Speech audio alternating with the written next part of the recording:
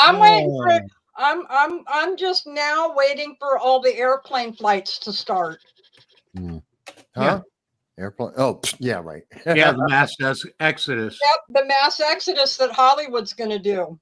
Not one of them is going to leave. No. Oh, I thought you were talking about the illegals abandoning ship, and I'm like, they're gonna loot, pillage, and plunder before they leave. No, they won't. They're just going to hunker down and go into the shadows. They're going to try and welcome wait it out. everybody. Welcome everybody to this we're week's edition of the Liberty First Foundation live stream. Sorry. Weekly roundtable. With me, I've got the Dragon of New York State, and currently in the Bronx, Michael Vasquez, and below me, or yeah, not really below me, but situated Beneath you. Yeah, beneath me. Beneath you. We got Dog Grim. Oh, too much. You can tell I missed a week. You're not the only one. We got Dog Grim and Jan Rains joining us this evening as well. So welcome everybody, and liberals are in shock tonight. I can't imagine why. I have no clue. The tears are never ending. No clue. My tears are never ending, as you can see. So my feels are nowhere near them. But well, the first part of the night, as I was watching, going through Facebook, Twitter, watching online, et cetera, the election coverage, and on Twitter, saw a lot of people saying, "We got to get rid of this electoral college, by God." And then all of a sudden I start seeing Trump, his lead on popular vote just going and growing and growing and growing and growing. And I just started saying, well, it wasn't the electoral college this time, it's popular vote too. Well, let me say right off the top, and then I'll let it go, but I called it perfectly. Yeah. The only thing I missed is I said it was 120 million votes. I'm wrong. It was about 130. But I called it 312, popular vote by 3%. He got Michigan. I even said my wild card. He got Wisconsin. Everything I called. Oh, did he get Wisconsin? I hadn't seen yet. Yeah, he got Wisconsin. Oh, yeah. He almost took Minnesota. Yeah, that would have been like crazy. And on top of it, took 44% of the vote in New York. I know. Wasn't that big? 38% of the vote in California. Yeah. Wow. Those are huge increases versus 2020. That's huge for any Republican running as president we're talking the ultra blue states. Yeah. Democrats are broken now. They're completely broken. Well, and it's exactly what I called. And they are in the process of coping and seething.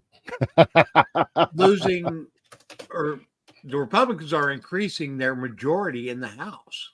We got the Senate. We got the Senate. Yeah, we got the Senate. Yeah, right before we came online, I looked it up, and we're at 205 right now. That was 207 last I checked. So is that for seats in the House? Yeah, that's for the House. Okay. All right. And you need 218's majority. Yeah. And right now, of the remaining ones that are still counting, a good majority of them are leaning Republican right now. Good. What was the lead in the Senate? What did we take for the Senate? It's 52 right now. It's 52. I heard 51 last time. We could have as much as 54, but probably 53. I don't know that it's going to happen, but I really hope that Carrie Lake makes it to the Senate.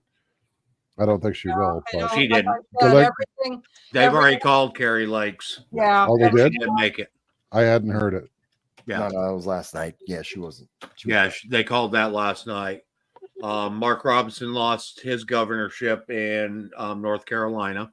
Yeah. Unfortunately, Mark Robinson, if you guys don't know, is a great friend of the show. And we're really rooting for him in North Carolina. But unfortunately, he lost his bid there. And quite honestly, I think it was over a pretty blatant case of misinformation by CNN. And actually, Mark Robinson has some defamation of character lawsuits against CNN because of their bogus statements. Is he going to be able to actually take a suit to court over that? Yeah, he is. Yes. Good. As he should. Sue the pants off him. But in other news, we also, of the states that were having gubernatorial elections, Republicans took the majority of those as well. Was Pennsylvania's governor up this election, or is that next in 2 years? Next one. Okay, so midterms. Yeah. Okay. Well, and from what I'm seeing, if he takes Arizona, he'll take all the swing states. Yeah, and he's slated to take it right now. Well, there's still Maricopa County, so Maricopa County was Are actually they done? early in the night. Wow. Leaning Trump. Holy crow. Well, and Pennsylvania tried to stop counting. I was watching, it was after Did they really? Trump came on and gave his acceptance speech, which was three-ish. Right. And then shortly after that, there was a report that came out that Pennsylvania, one of their major counties, was going to stop counting. And they said, no, you're not. You're going to sit here and keep counting. I thought there was one group that they said they were having a shift change. There were workers that were leaving, and there was another one coming in. And then right at about the same time, I think it was Bucks County, actually, like 5 trucks rolled in with ballots aboard. Yes. It's like, Yeah, that was somewhere. In where'd they come from? A lot of people were saying that. Now, here's something else that's kind of interesting. And this has been floating all over Twitter today, too. Is a bunch of Democrats are wondering what happened when there's supposedly record turnout for this election. Yeah. What happened to 20 million votes? They sat at home. They didn't come out because there was no reason to. They weren't motivated by Kamala Harris. They weren't motivated by Joe Biden. They had no plan. They had nothing to look forward to. So they said, I don't want to be involved. The Democrats didn't show up because they had nothing to show up for. Well, I also kind of wonder, though, and I've made this, I've highlighted this on this show before.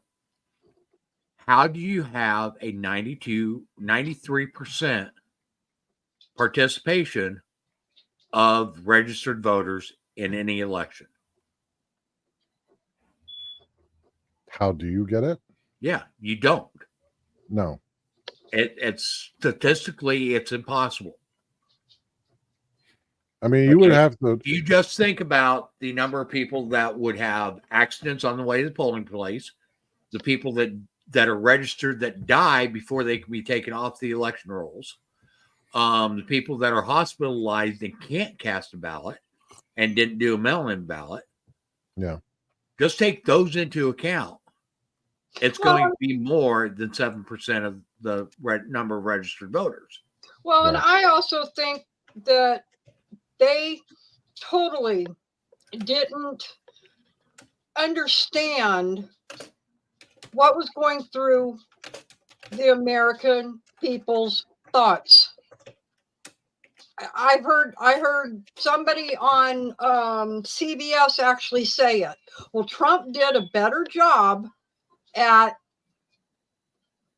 talking about certain points with the population. We that's didn't it. do that. Trump had substance in what his plans were. And it Kamala also had zero substance. right, and it also doesn't hurt that we've collectively spent the last 4 years suffering under this authoritarian tyranny, and they're pissing off parts of the population that normally wouldn't care, such as the Amish. Well, such as the Amish. Mm-hmm. from what I understand, there was like 200,000 Amishmen that registered just this year, and they voted for the first time. Mhm. And to understand what that actually means, the Amish don't get Social Security numbers, so they don't vote because they don't register. They went and they put themselves on a government list, breaking their privacy basically by signing up for Social Security numbers this year. And there was about 200,000 Amishmen that voted because the government is messing with their livelihoods. Yeah. Kudos to them. Kudos No, to it's them. great. But it's unfortunate that they had to, Well, that I they think felt they had to do that. But Yeah. here's the thing. Here's the thing.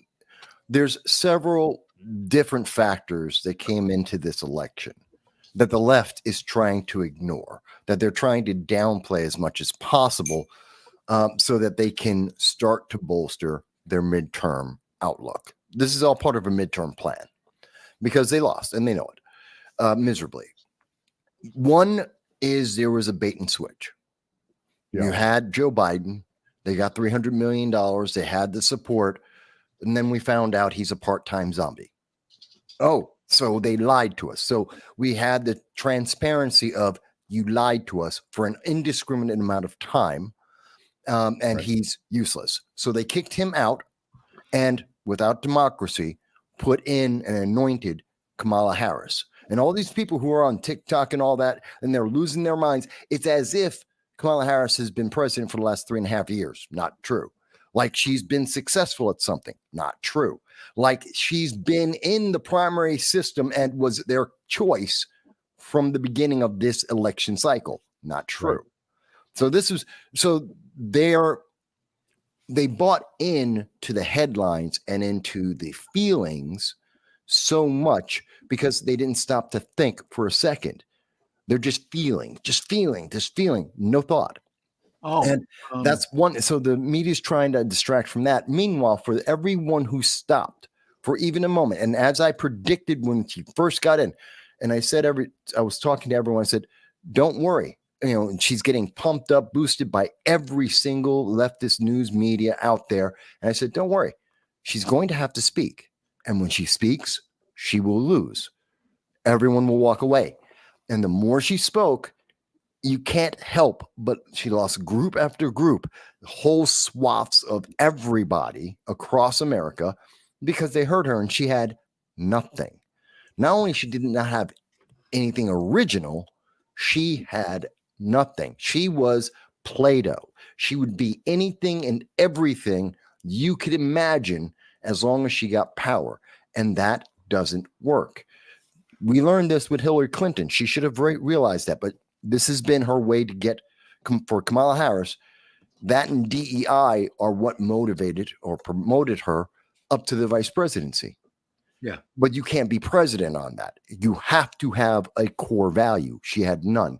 And now they just want to, now it's time to demonize everyone, guilt trip everyone, try to force them to have a feeling like they did something wrong, like they betrayed someone, so that in the midterms, Democrats can get some of their power back as a setup for 2028. That's what this is long-term planning. And quite honestly, I think most of the Democratic elites that put in Kamala as their anointed nominee, she did exactly what they wanted. She got back some of the voters that had completely abandoned them. Under Biden, the left completely abandoned this election. If Joe Biden had stayed in, they would have lost New York. Okay, that's how bad it was. They were going to lose New York State. And that tells you how much of a bloodbath it would have been. They would have only had like California, maybe Colorado. That'd be it. They might have even lost Chicago, Illinois. So rather than go through that embarrassment, she lost not badly, but not as badly as it could have been. But more importantly, they were able to hold on to the House. They wanted the Senate as well, but they're holding on mostly to the House. That's what, and they got $500 million. That's what they wanted. No, they're not holding on to the House. Well, relative to where it could have been, this is holding on. Okay, right now, You mean holding on as like a they're meaningful showing opposition? that GOP's gained one seat in the House, and the majority of the areas that still need to report, it's looking pretty solid that it's going to be Republican. Maine, don't know for sure on that. Washington, they're thinking that 6 seats are going to go Democrat and 2 are going to go. But if we go to the Senate, and actually they withdrew their calling of Arizona, and they are now saying that it's a key race that hasn't been called yet. It doesn't matter. Okay, Well, so from you what I got Kerry understand- Lake. What I understand, they're actually looking at the usual recount because the margin's getting small enough where they can do an automatic one. Mhm. And then the other thing is there's been some developments where there's 3 lawsuits pending already about Galeo. So that may still be up in the air for a little bit.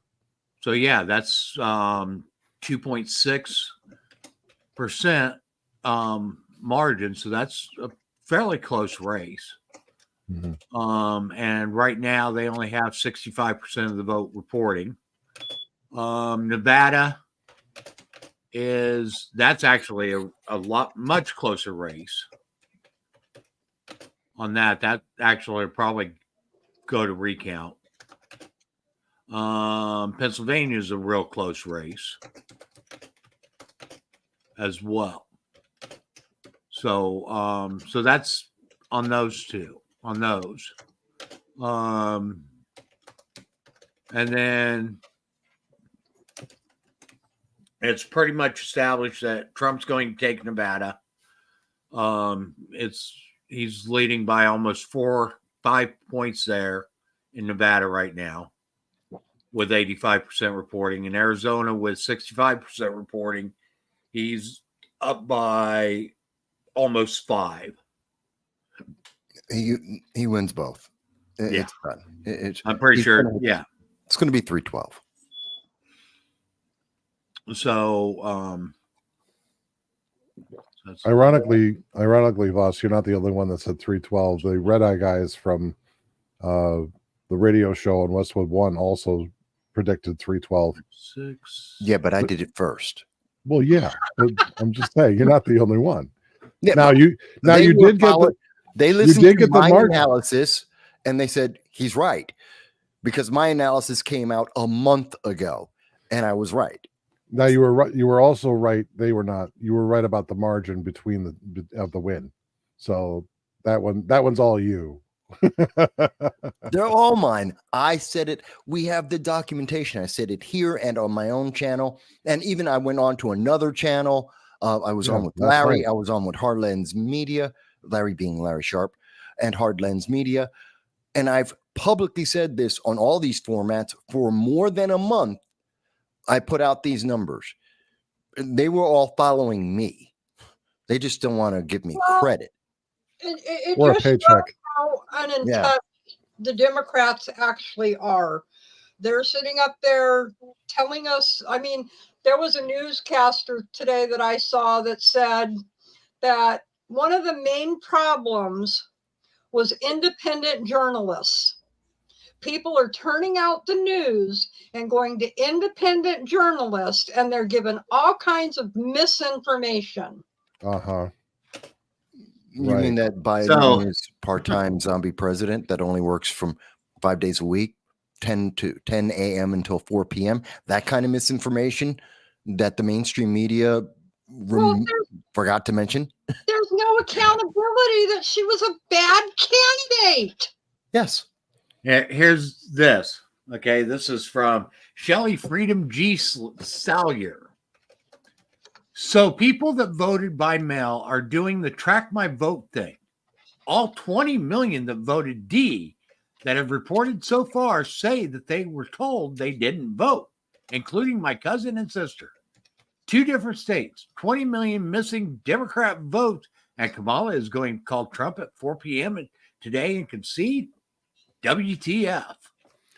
They're not missing votes. See, they're so desperate. They're looking for justification. They're looking for conspiracy. They're looking for something that can validate their feelings that they should have won, that they are on the right side. It has to be something evil. No, it's called voter apathy. We've seen it in election after election.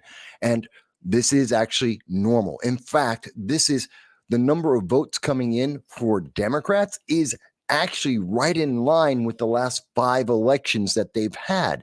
They're tracking normal. The aberration actually was 2020. That year was out beyond. If you actually were to chart out the normal progression based and also take into account the number of people in America, and Democrats, every election except 2020 tracked absolutely normal. It's a straight line progression. It's a straight line increase.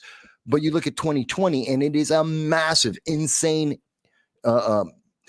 spike error. It's a spike. It's a spike that doesn't make any sense, especially for the Democrats. Yes, there were more Republicans and Democrats, but it was a stupid number of Democrats. So they're looking for some excuse, and the answer is as simple. And Jan, you said it right. The most simple answer, Occam's razor. She's a bad candidate. First and foremost, that's why Democrats abandoned her in 2019. That's why she had the lowest rating of a vice president, even lower than Dan Quayle. She was at 28% in approval because she's terrible at her job. She's terrible as a politician. No one likes her. She had no plan. And the things that we have seen happening under the Biden administration, everyone rejects. No one wants it. And they just can't accept that because they were promised. They were promised in high school. They were promised in college. They've been promised by every movie, TV show, every news media out there. They've been promised that the more progressive they are, the more they're going to be loved and the more right they are. And this breaks their world. That's their problem. This breaks the world they were promised they had as long as they obeyed, and they don't know what to do. Well, and I think here's something. Okay, they keep whining about this 20 million votes, 20 million less actual votes. Okay, on X they add this context. Although it's been confirmed that Trump won 270 plus electoral votes, some states have not counted every ballot for the popular vote. For example, California has counted 8 million votes, which is 54%. Once finished counting, millions of more votes will be added to the total. Not that many more. It's more likely that people stayed home than it is that the Democrats actually took those 20 million votes and sabotaged Kamala on their own. Take that as you will. So all you Democrats out there that are complaining about shenanigans and 20 million votes disappearing. Here's what's going to be funny. It's your party that made them disappear. Here's what's going to be funny. Let's say there are 20 million, 25 million votes that haven't been counted. And they come in. And that margin that Trump has on the popular vote increases even more. I'll tell you the votes that have disappeared were the ones that were lit in fire in Oregon and Washington in their ballot boxes. Yeah. And that was by who? Democrats. The bomb threats in Pennsylvania at some of their locations, Democrats. After the election, let's talk about the results of that. I said there would be riots 1 hour after Trump was announced. Part of the reason I think they went until 2:30 in the morning to make, I mean, come on, they had 93% for North Carolina before they actually gave it to Trump. They were holding it out, and that was for like 2 hours. Same thing with Georgia. It was at 95% before they called that. They had sat on that for 2 hours. Why did we see that? Because they wanted to delay long enough that most of the people who were planning to protest, and I know for a fact, I was talking to Hardlands Media, who are leftists out of Chicago, And they were, when I told them about this, they're confirmed. They had been hearing from the leftist circles in Chicago that there was a plan to riot if Trump won. In Seattle, Antifa came out and they were trying to riot, but they didn't have a crowd because it was so late before they realized that Trump was going to win. Most people had gone to sleep and were getting ready for work the next day, so they couldn't get the critical mass that they needed. And the Seattle police, having learned a lesson finally, came out and were surrounding and corralling Antifa before they could just go downtown and start rioting all over the place to prevent them from hitting that mob mentality critical mass. So they were trying. It's just we've learned the lesson finally. Between 2020 and 2022, we finally learned the lesson that, when the left in 2016, to really put in context, this also happened in 2016, that we learned the lesson that what you need to do is the left is going to throw a tantrum. Their tantrums are arson, vandalism, attacks of individuals, and murder. We know this. This has happened historically. We've seen it repeatedly. So we just have to be prepared for it and act on it. And they did. So good for the police. Swalwell's calling for unrest. Here's from his Twitter or his X. Not going quietly. You're not either. Let's get loud. Let's get going. Well, that's insurrectionist. Mm-hmm. Isn't that what they said about January 6th? Isn't that what they said about MAGA? Isn't that insurrectionist language? Isn't he a traitor? Why isn't Liz Cheney calling him out? I wonder. No, I'm shocked. I can't imagine why. How did they miss this from Eric Swalwell, a prominent Democrat in California? Gee, I don't know. They have Twitter accounts still, right? Yes, of course they do. But he's a Democrat. Right. He's a Democrat who's actually employed Chinese spies for years. So, leave him alone. Okay. Oh, and our friend Robert Reich. He was has this to say. Oh, he was cope. He was all cope. Countless Americans are endangered now on a scale and intensity almost unheard of in modern America. Criminal aliens are not Americans. These people and resist these forces. Criminal aliens are not Americans. I don't care what app they register on. That's. I say this we're going to be in for a hell of a time in 6 months. For about 6 months. Dal, you're wrong. He's not talking about the illegal aliens who are criminals. Absolutely. You're correct on that. But he's not talking about the illegal aliens.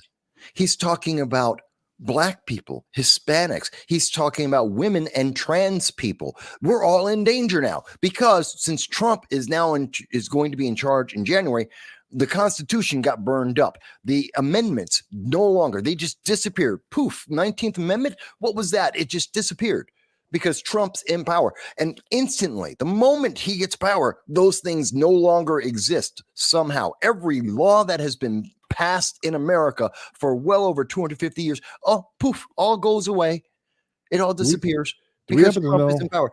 This is how stupid. And again, they're trying to go to every extreme of fear and fanaticism. This is a cult. This is what cults do. It is extremist, fanatical rhetoric trying to drive their followers into a frenzy on things that make no logical sense.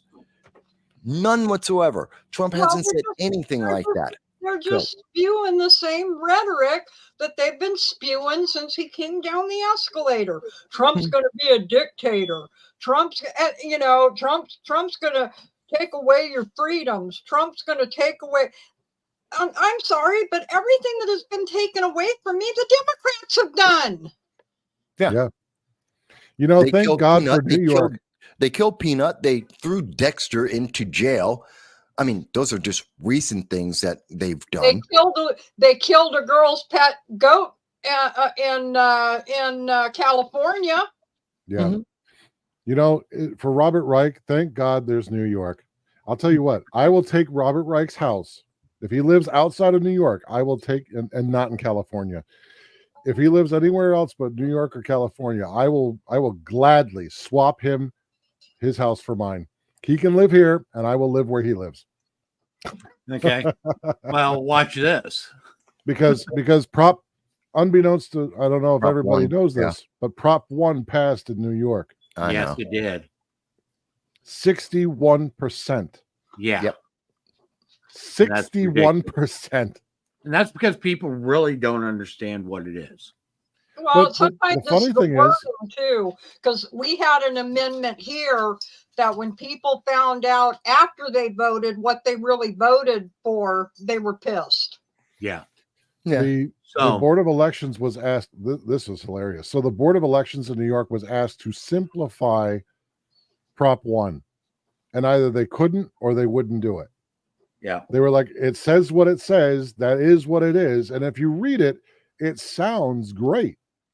But if you read it critically and you understand critical thinking, you realize that this thing is a violation of the First Amendment. Mhm. Well, it's a violation of the First Amendment. It's going to break Title IX for women's sport. If you like women's sports, not in New York anymore. If your children are in danger in schools, because like in Loudoun County, now in New York State, any boy can say he's gender fluid at any moment, walk into, and this is true for grown adults, young, they're talking about women's rights and protecting women. Okay, gender fluids can now walk into any women's changing room or restroom at any time. And we have seen in California, in Illinois, in Virginia, we have seen repeatedly that there are certain individuals that will take advantage of that and assault women under the term, well, I'm gender fluid or I'm trans, pre-op trans, and they will assault women because of Prop 1. And that's going to happen in New York, just like it happened in Loudoun County, just like it happened in LA, just like it happened in Chicago. It's going to happen throughout New York. That's what, and they don't realize it, that because it's the wording is so crazy. And then that doesn't even say anything about anyone who happens to be pro-life and you complain about abortion. You can now be criminally penalized for saying anything about pro-life because that's anti-abortion, and abortion is now a protected group. Class. Yep. This is insane. Well, abortion is not technically, it's I know, Mike. pregnant. It's pregnant. What do they call it? Pregnant options or something like that? No, there's the pregnant persons. Right. There's pregnancy and people affected by pregnancy, which is stupid, which is abortion. But the word abortion does not actually appear in the prop. You don't need the word abortion. No, you don't. And it doesn't matter anyway, because New York State already has abortion enshrined as a right in its constitution from the last time. Yes. So that really is this Prop 1. All it does is give teeth to the what you would call it, the committee that Hochul made like last year, the one about the hate crimes. So now they have some sort of legal precedent, legal something that they can sit on and be like, look, you're violating constitutional rights of New York. We're coming for you. Just today, I was going by a family planning office. The Planned Parenthood on near where I live. And there's a group of people that have been out there forever. Every day, there's a group of people, just maybe one person, sometimes 5 people most. And they do a silent vigil.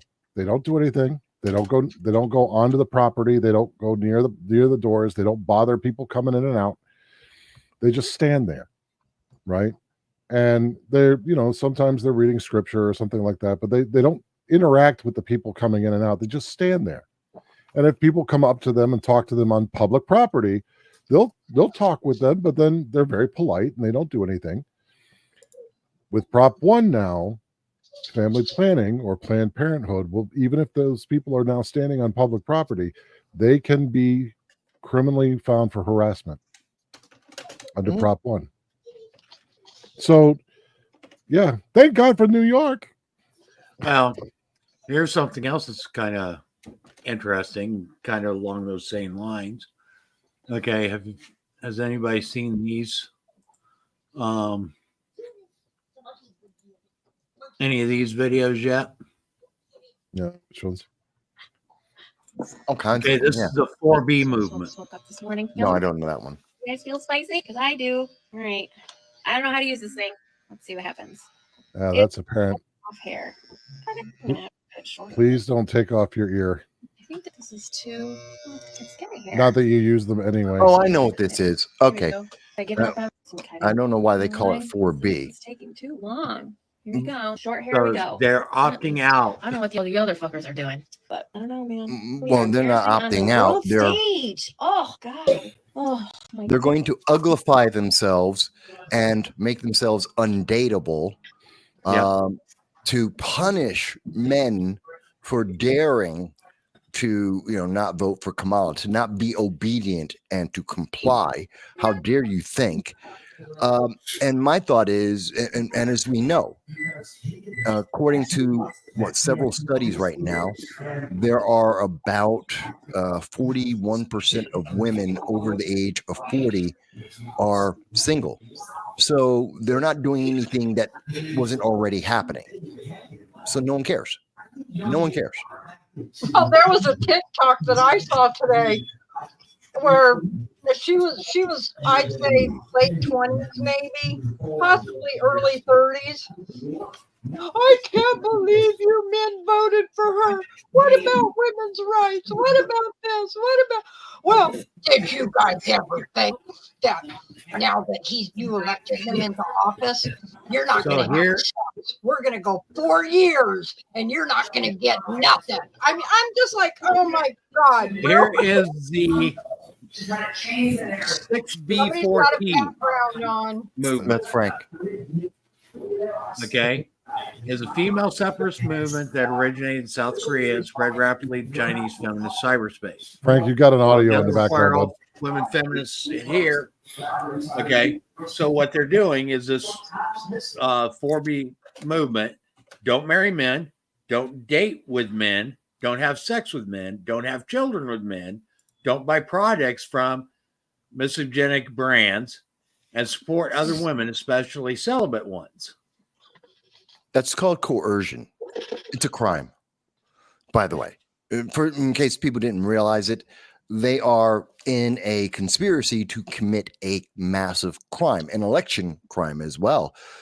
They're punishing individuals and forcing individuals to comply against their will by either giving a gift or removal of rights or regular access to things, to force them to vote in a certain way. That is coercion. That is coercion. It is a crime. It is punishable. No one will get charged with that, but just for the technical understanding, they're committing a crime. Yeah. And because they're doing it en masse, that makes it a conspiracy to commit this crime. So this would fall under RICO. Actually, the response from normal people is going to be like, you do you. That just means I can go outside more. Did you guys see any of the reporting? There was, I wish I would have sent it to Dal, dang it, to show it tonight. There was earlier today, somebody on X said, oh, you've got to go look at this post and read the comments under it. And it was about the Hispanic vote. And, really? Because he got 84, what was it, 84% of the Hispanic vote? I think so. I think I saw the breakdown. And the comments under this were, well, these people are going to deserve what they get. How could these Hispanics vote for Trump when they know he's going to deport them? Well, that's because so racist. Hispanics are racist and black men are misogynic. As I'm reading these, I'm like, okay, if he's going to deport you, that means you're illegal. You don't have a right to vote. Well, see, this is the problem. This is the problem that they have with collectivist thinking. It's like, oh, you're a legal alien from Mexico. How can you be supporting somebody that's going to take illegal members from your own country and send them back? Aren't you afraid that he's going to make a mistake and send you back too? It's like, no, they're legal Americans here properly. Why would they care what happens to other people that come from their hometown? They left.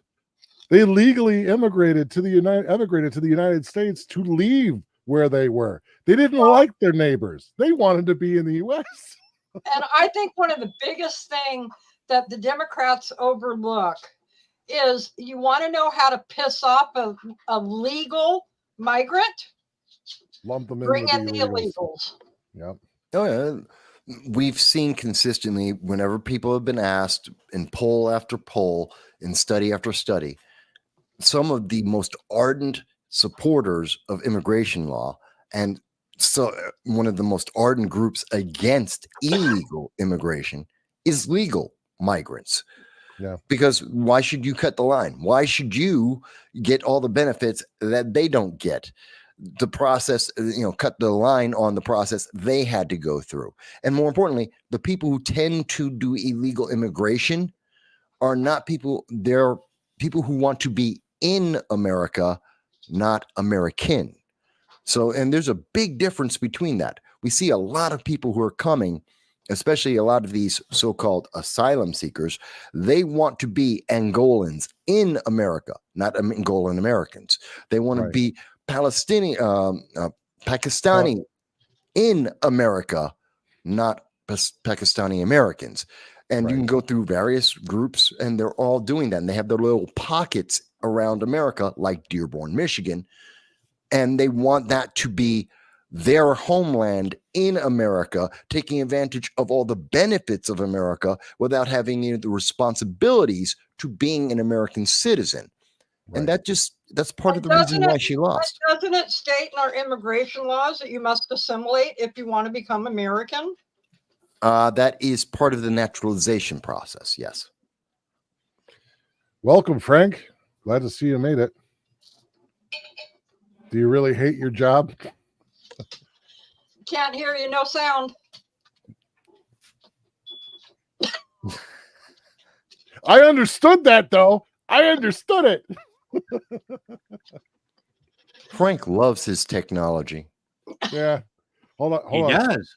Speak a little slower. I might be able to read your lips. You might not want to do that.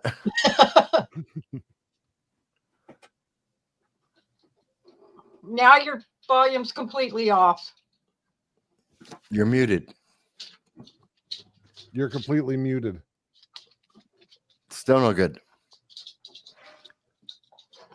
Reset the audio. Reset the audio. So, folks, Frank's having a day. He's happy. I'm very sure that Frank is happy. He's just not happy with his technology. That does not look like happy, Frank. Well, he's happy about the election. That's tired, Frank. He worked today. Yeah. He's getting back into that work mode. He got back later than we did. No, Frank. Still not hearing you. No, Frank. Nope. Charades. We'll play charades. Pictionary. Two words. I can already hear his voice in my head. Hey, Dow, 2 words for you. Yeah, I can hear it. But while he's working on that, but think of all the things we're hearing now as the reaction to this election. You have to be sexist, you have to be racist, you have to be anti-American, you have to be a traitor. Notice all the negatives, and they're talking about. We ran this. Kamala in her speech was talking. What about now? There you go. Now we hear you. Go ahead. Gotcha.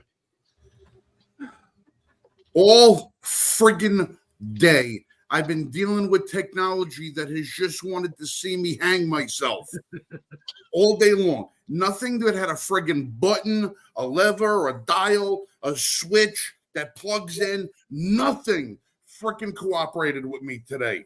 Nothing. And now I'm dealing with this goddamn computer because I can't make it upstairs to the friggin' studio because I can't walk. What happened? You didn't So fall off yeah, another I'm ladder. having a day. But are you happy about the election? I'm happy about the election. There's no doubt about that.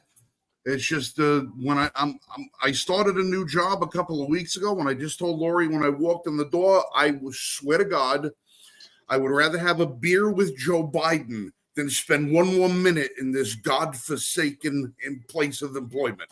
I hate it with every fiber of my being. That hanging out with Sleepy Joe, the kid sniffing pedo for a beer would be a better alternative than me having to step one more minute into that facility. Well, I would Wow. say, isn't the DEI helping you? But obviously, no, it's not. So, what other reason might it be? Oh no! Listen, I'm a guy who deals with efficiency, right? I like things that when you hit the on button, it turns on. You hit the off button, it turns off. I like things that make sense. I like a protocol. There's a certain series of steps that you must complete in order to make a certain task go proper. I'm not going to name names where I'm working,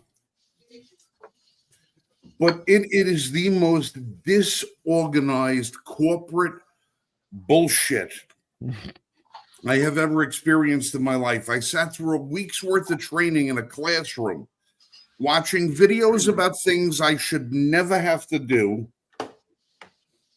being told that I will be working on a computer system. I won't be working on a computer system because it's being phased out. So I got no training on this computer system, but it's the only computer system that they let me use. The one that's being phased out. And the one that's being phased out don't talk to the one that's being phased in. And when you do really complicated things, it's not recorded properly. And when you do really simple things, it's overly complicated. If this corporation was likened to anything at all, I would say it's the federal government. I was going to say, that sounds like you're working for the feds. Yeah. Right. The only difference between this and working for the feds is that if you work for the feds, there's no chain of command. Right. When nobody gives you shit if you fail or if you pass or if you succeed, if your customers are happy, they don't care. You work for the Fed. You only work for the people. Screw the people. This place, they get pissed off because you didn't do something that they didn't train you to do. Yeah, Or show you how to do. And you got to figure it out on your own. And I'm like, listen, you're better off just throwing me to the wolves, locking the door, and let me handle shit the way it should be handled. And I'll just let you know how it turns out at the end of the day. Because I guarantee you, I can figure out a better system than what you people got here. You definitely can't do that. HR would never let you do that. HR doesn't even know what I'm not. It's about. I can't do it. I can't do it. HR is the worst. No, HR is there just for the paperwork, which is required because of the laws like HR. DEI. Human resources exists to act as a buffer between corporate headquarters and lawsuits. That's all HR is for. They don't care about customer service. They don't care about employee relations. They don't care about anything.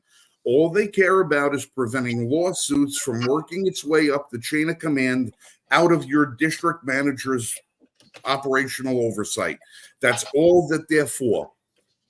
They don't want anything to get into the news. They don't want anything to get into the papers. They don't want anything getting back to shareholders. So human resources is just the dam that every wave breaks upon, to try and stop things before it gets out of control. And it's true. 90% of people don't leave jobs because they don't like the jobs. 90% of people leave jobs because they don't like the way management is structured. Right. And even the people that I'm supposed to be answering to, who have 1/100th of the knowledge or experience that I have, are completely clueless on the things that they've been doing for 10 years. Clueless. They That's have incredible. No. I don't know. As soon as you move one cog in their machine, the whole thing falls apart. It's like a Jenga. It's like a Jenga. Well, listen, Oh no. I'm a big giant bulldozer in a Jenga factory. Whatever's going to get knocked over, I'm going to knock it over. And I'm going to show you where it's screwed up. Oh God. And then I'll just leave when everything's a mess. And I go, but you should have had it straightened out before you hired me to come here. Well, let me ask something completely different about the job that you're doing.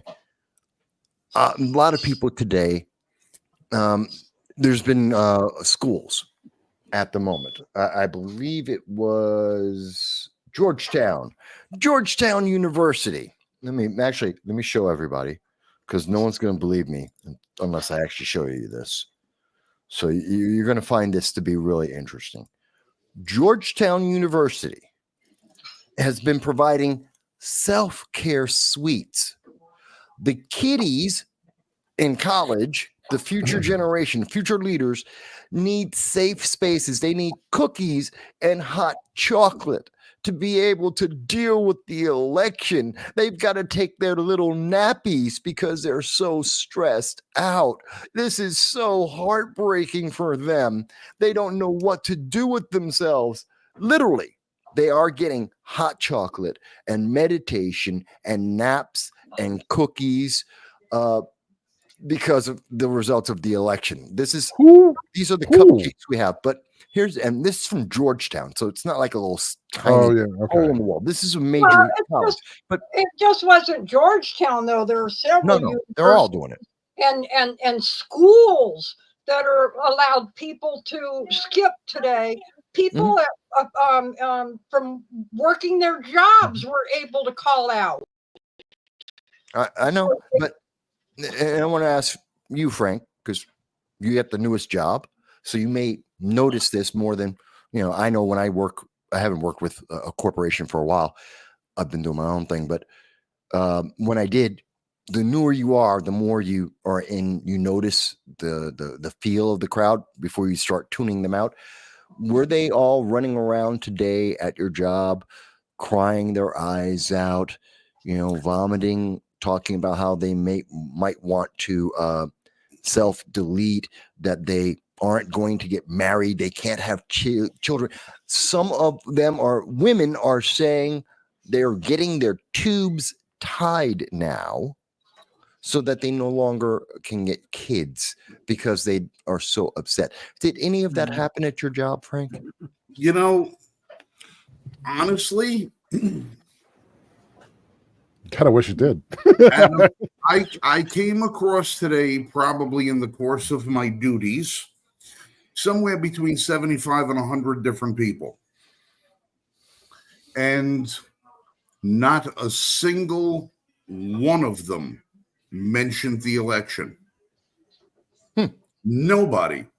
Not a single one. Good, bad, or indifferent. Now, yesterday, whilst commencing with my duties, there were several people that were walking around with MAGA hats on, and stuff like that. And even then, it wasn't flamboyant, Right. but there was nothing in eye-shot event. And even with the coworkers that I work with, and I work with a lot of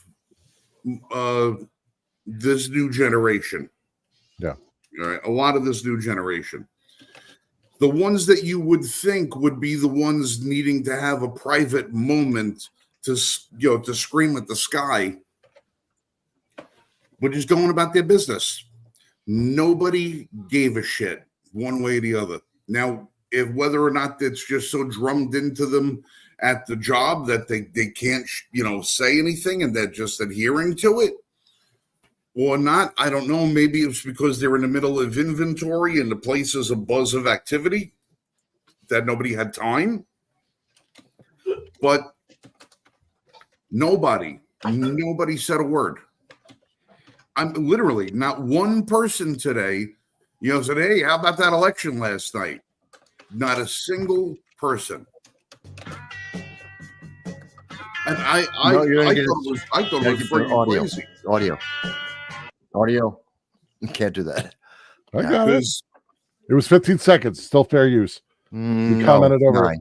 9 seconds is Because fair I'll use. tell you, No, it's 15. because 4 years ago, I know exactly where I was and I know exactly who I was with when the results came in. And it was a much different reaction. And the following day was a much different reaction. Now, I don't know if anger translates further than sorrow, but last year it was anger. And I think the people who were upset about this election, they're not angry, they're sad. They're just sad. You know, I don't think they know. I don't think they know how to quantify anger, because in the reality of it, they have nothing to be angry about. Nothing was stolen from them. They weren't cheated. They weren't, nothing. Nothing. The only thing they were cheated about was being able to vote for a candidate of their choice in a primary. They were thrusted with one candidate that they were told they had to stick with, and they lost. So they got to be sad. 4 years ago, you had a reason to be angry. How much evidence do you have to pile on, mountain after mountain after mountain, seeing what was done, and nobody taking it seriously, and then being threatened when you did say something? Being shut down for questioning things. So 4 years ago, anger. This year, sadness.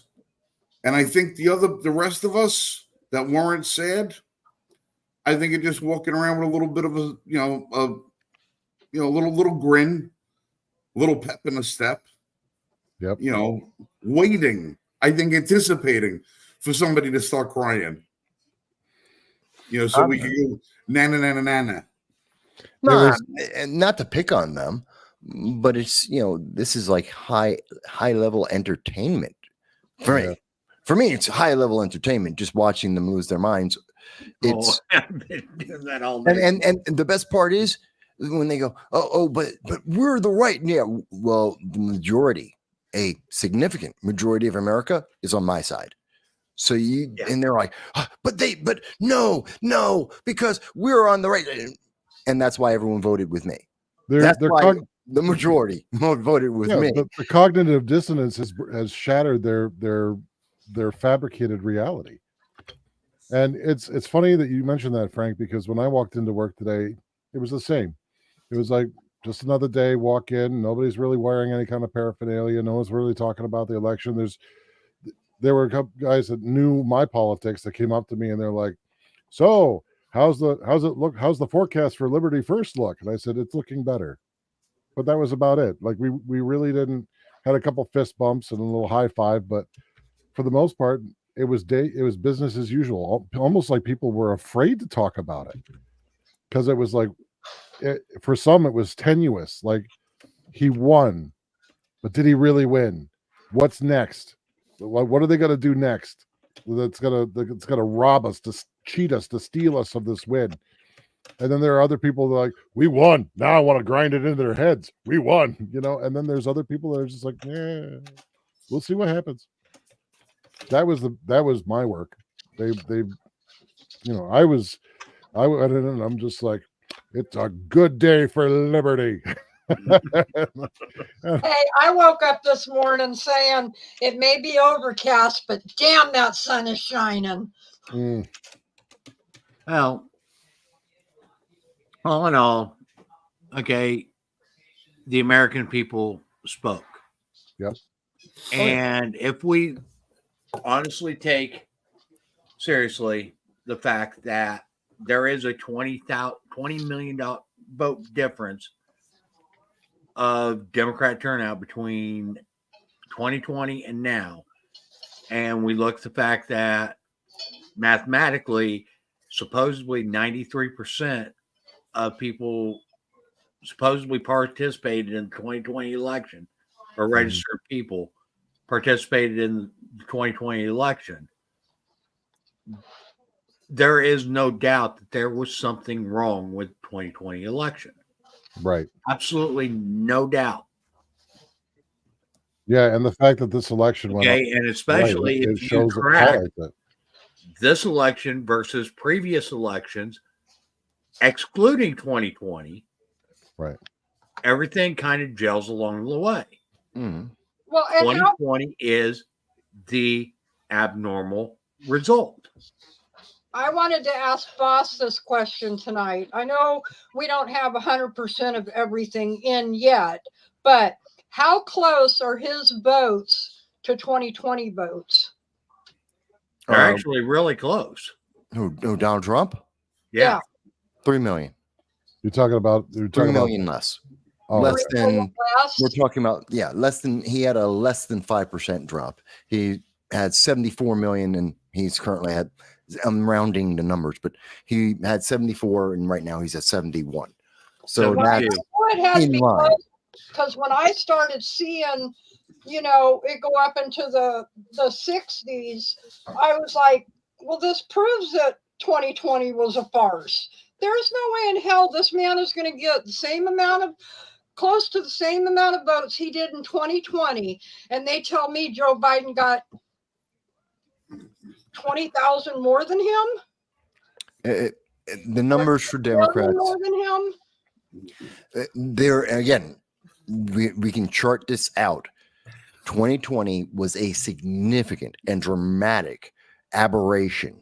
Even if you're looking at just presidential, even if you put in the midterm elections, there's a graph you can see. It goes along with population, and you tend to see even in bigger elections where you'll see more people vote, you still see that having a natural progression. It's basically a straight line graph going up.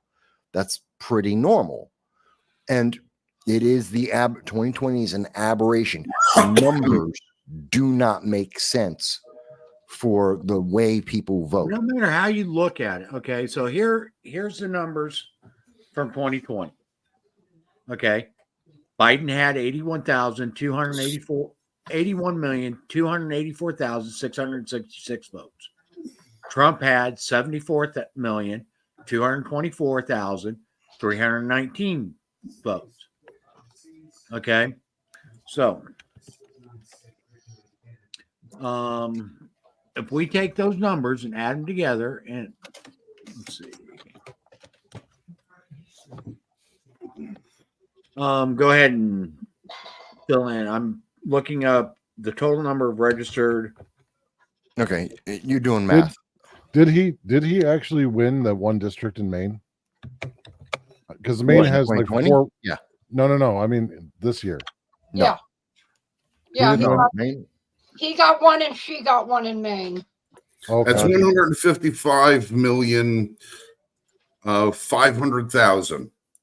155.5. That's the total number of voters we were told voted in 2020. If we look at last night's numbers, we're missing 20 million voters. Right. Yeah. Now, okay, so let me put this up. Okay, because this is from Statista. The total number of registered voters in 2020 was 168,031,310,000 voters. Okay. If you divide that out, it works out to 93% of supposedly 93% of all registered voters voted in the 2020 election. Yeah. Statistically, that's not possible. And we know from all the time Boss has talked about it that we're lucky if we get 70%. I think That would was be 60%. extremely high for a voter turnout historically. We don't hit those numbers since the 1950s. You were saying general election years cycles. It's usually 60% or lower, right? It's actually somewhere between 45 and 50%, with some states getting as low as 28 in the off years. But for a election year, historically, we tend to get somewhere around 62% on average. Right. A high turnout would be closer to 70, which is closer to what we saw with Obama's election. And that's 2008. That was a very large turnout for that year. Same thing for 2012. 16, also big. Those were all in the 60 percentile, 60 approaching 65%. This is abnormal. What we saw in 2020 was absolutely abnormal. That's why you're seeing such a retraction right now in 2024. Well, they We're couldn't. pretty much in line with what would be closer to the norm of a regular year. Yeah. But it also shows us how dissatisfied no matter how they want to spin this, and they're trying to find a way. The reason why we've heard so many things today trying to explain this is Democrats and more importantly, the media are trying to find something that sticks, something that emotionally resonates. And it seems like they're going to go with, it's going to be racism and sexism, which are their backdrop for almost anything. It's their catch-all. God forbid they actually find the real reason why things went the way they did yesterday. The truth. They can't say that, Frank. They can't say that because that would admit God forbid they say, all right, why did we lose this election? Because the economy sucks. Mm-hmm. The American people saw the result of a fraudulent election 4 years ago. So the federal government being used as a tool to not only try to incarcerate a president of the United States, but have 2 attempts on his life. The American people saw thousands of other Americans being put in jail for trespassing and charging them with sedition.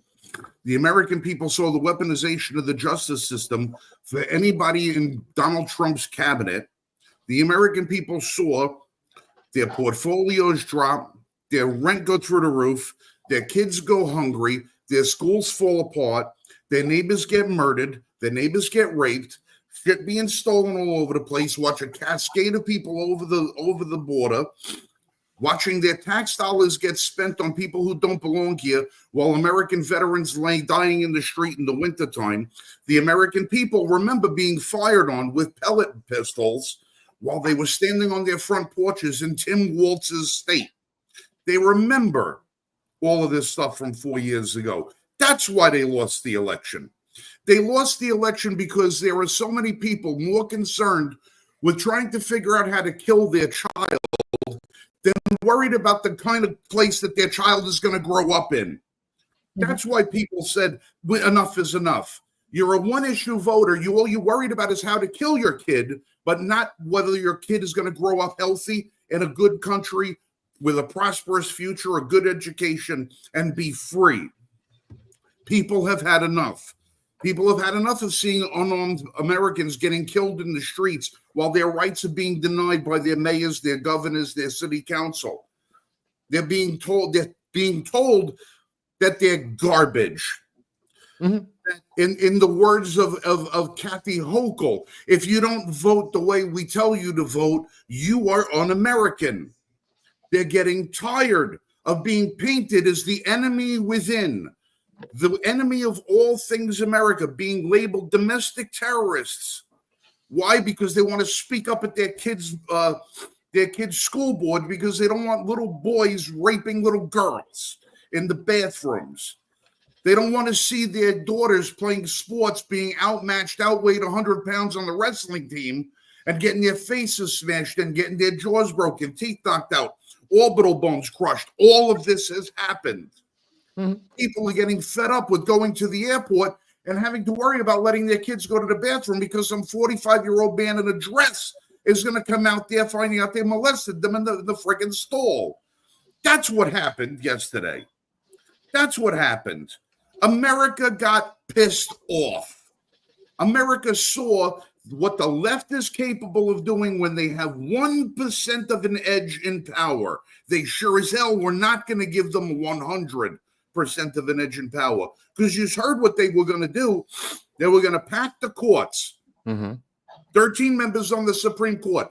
They were going to eliminate the filibuster. They're bringing in tens and tens and tens of millions of new voters and putting them in Democrat stronghold cities so they can eventually give them a pathway to citizenship, allowing them to be beholden to the Democrat Party to get another 30 million votes that would swing every election from now until this country goes up in flames. Because they're all about the ideology. And all of these people that they care about the ideology, none of their policies affect them. Bruce Springsteen doesn't give a shit what a gallon of milk costs. Madonna doesn't care what an oil change costs. Okay, Stephen King doesn't care what a pound of chopped meat costs. All of these people that you see spewing off all day on friggin' Twitter about how bad the country are both financially and physically insulated from the effects of the policies that they drive. Yep. They don't have to feel the result of their vote. The American people do. And the American people felt the result of 4 years of hell brought on by one of the worst cases of treason we have ever seen, and that was the stealing of the 2020 election. Now, fortunately, Trump is not as naive as he was 8 years ago. Sure. So now when it's time to clean the swamp, it's not going to be a matter of him coming in with a pool skimmer. He's going to pump that bitch full of napalm and burn it. Burn it out. That's what you got to do. It's got to get burned out. You can't sit there sifting saying good fish, good algae, bad algae. Burn it all. Get rid of all of it. If you don't need it, it gets fired. Every single one of these people in every former previous administration, they need to have their security credentials all stripped. Enough of them getting presidential daily briefings, them using it to cash in on big paychecks while they act as agents of different countries without ever reporting that that's what they're doing. Like Milley, and all the rest of the generals that turned their back on Trump, that didn't want to give him the nuclear football. They're all making millions because they're privy to so many of our secrets. Cut the spigot off. Yeah. Don't allow them any more security clearances. That includes Hillary Clinton, Bill Clinton, Obama, the rest of them. Trump is allowed to do that. He can dictate what security goes out. Cut off the flow of information and you cut off the stem of corruption. You can't sell secrets if you don't have any to sell. That would be interesting, but I don't think that's going to happen. What I would, it needs one of the to. things it needs to happen, but it won't. But it won't. What will happen? Listen, if it doesn't, then Trump doesn't deserve 4 years. No, it's not going to happen because he can't make it happen. No, it's not going to. He can't. Stop thinking politically, Mike. Stop thinking politically and start thinking about the logical end of it. When you have people taking our security secrets and selling them to foreign countries, I understand selling that. them to foreign countries so they can act as an ambassador here, a liaison here. Our national security has got to come first. You got to cut off the flow of information and secrets. I agree with you, but it won't happen. It's just not going to happen. Well, if it don't happen, then the country deserves to burn. Well, I wouldn't say that, but it's true. If you're not willing to protect your family and something happens to your family, it's your fault. It's your fault. The system, to allow our political system to continue to move forward, radical changes of that extreme in nature cannot be facilitated by one president in 4 years. It's not possible. It is not politically feasible. It will never go through. It's not going to happen. I understand why you want it to happen. I understand that it should happen. I'm telling you that the process will take longer than 4 years to make it happen. But it's not going to happen under Trump. We've seen what the process does to the country. Doesn't matter. We've seen what the process is. I understand that. It's not going. I can only tell you the political reality. I'm not telling you that you're wrong. I'm not telling you I disagree. I'm telling you what the political reality is. And that is not. And that's one of the things people need to get into their mindset right now. Trump won. Fantastic. There are certain realities. There are restrictions and limitations on what he is going to be able to do. Like RFK, Maha, the whole Make America Healthy Again, because we got the Senate, yes, we're going to see Kennedy and Tulsi Gabbard and RFK can be given appointments now, but if we don't get the House, then the funding to those departments will probably be restricted because Democrats are vindictive.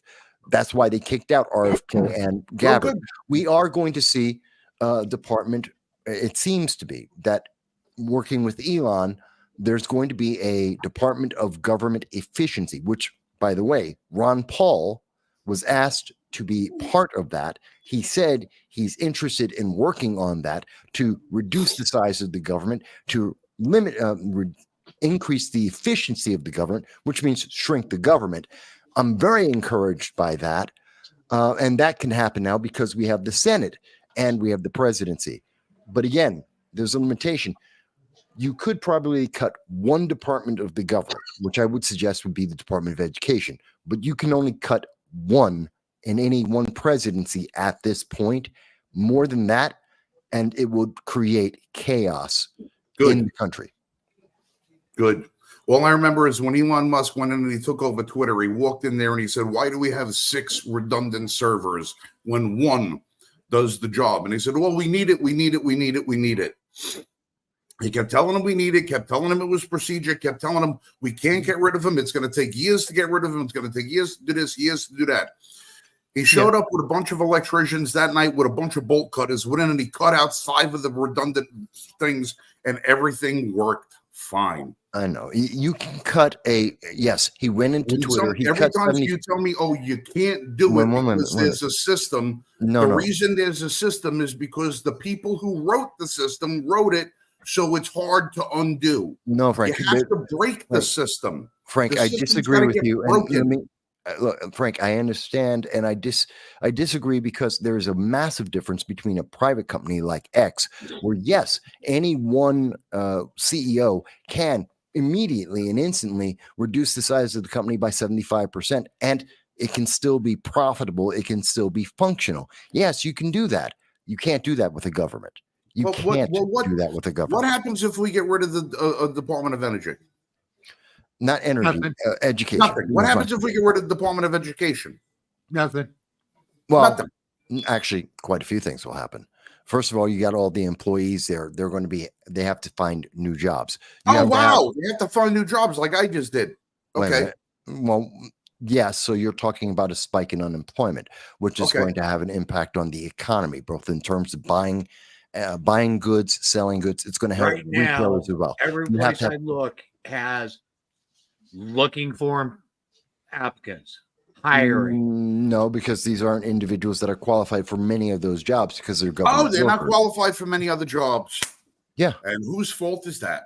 That's besides the point. You're going to flood the market with flood the economy with a bunch of unemployed individuals who have to pay their rent. They still have to buy goods. They still have their kids in schools that they have to take care of. Right, so you have to balance. You have to balance shutting down that department with the increase of unemployed individuals who have to be re-educated and brought into different jobs, as well as for each of the states, they now have to restructure their education departments to no longer be dependent on the federal government and to take on that burden themselves, both in terms of funding and also as structure. So that this is a process that is part of the problem very big. That's part of the problem. Everybody's worried about the funding, this funding and that funding and this funding and that funding. It's because the money that we take from the states goes to the federal government. So the federal government can then pick and choose who it sends the money back to, rather than the money staying in the states where the schools ought to begin with. How many employees does the United States Department of Education have? I don't have a quote on that right now. It's probably about 20,000, but I can double check it. 4,400. Yeah. Well, that's less than what got laid off when John Deere moved to Mexico. Close it down. See, the thing is that I don't think you're going to find a lot of people that are sympathetic to government workers that are going to be laid off at these different departments, because these are the same government workers. These are the same government workers that were telling the private people of the private sector, you either do what we tell you or you got to find another job. and you should just Yeah, learn these to were the code. same. Not the These reason were why the same I don't people care who about went that. to work because they were considered essential. I don't But care the about rest that of us part. lost friggin' jobs because we weren't. That's not the thing that I'm caring about. I don't care about that aspect of it. That's more of an emotional thing. I could care less about it.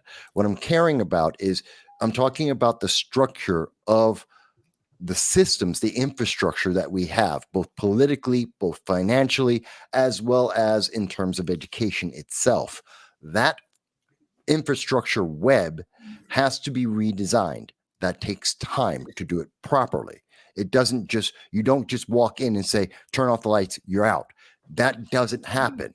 There are consequences for everything that we do. And if it's not done properly, that creates a series of cascading negative impacts, which will affect the rest of the economy and our kids and education in this nation.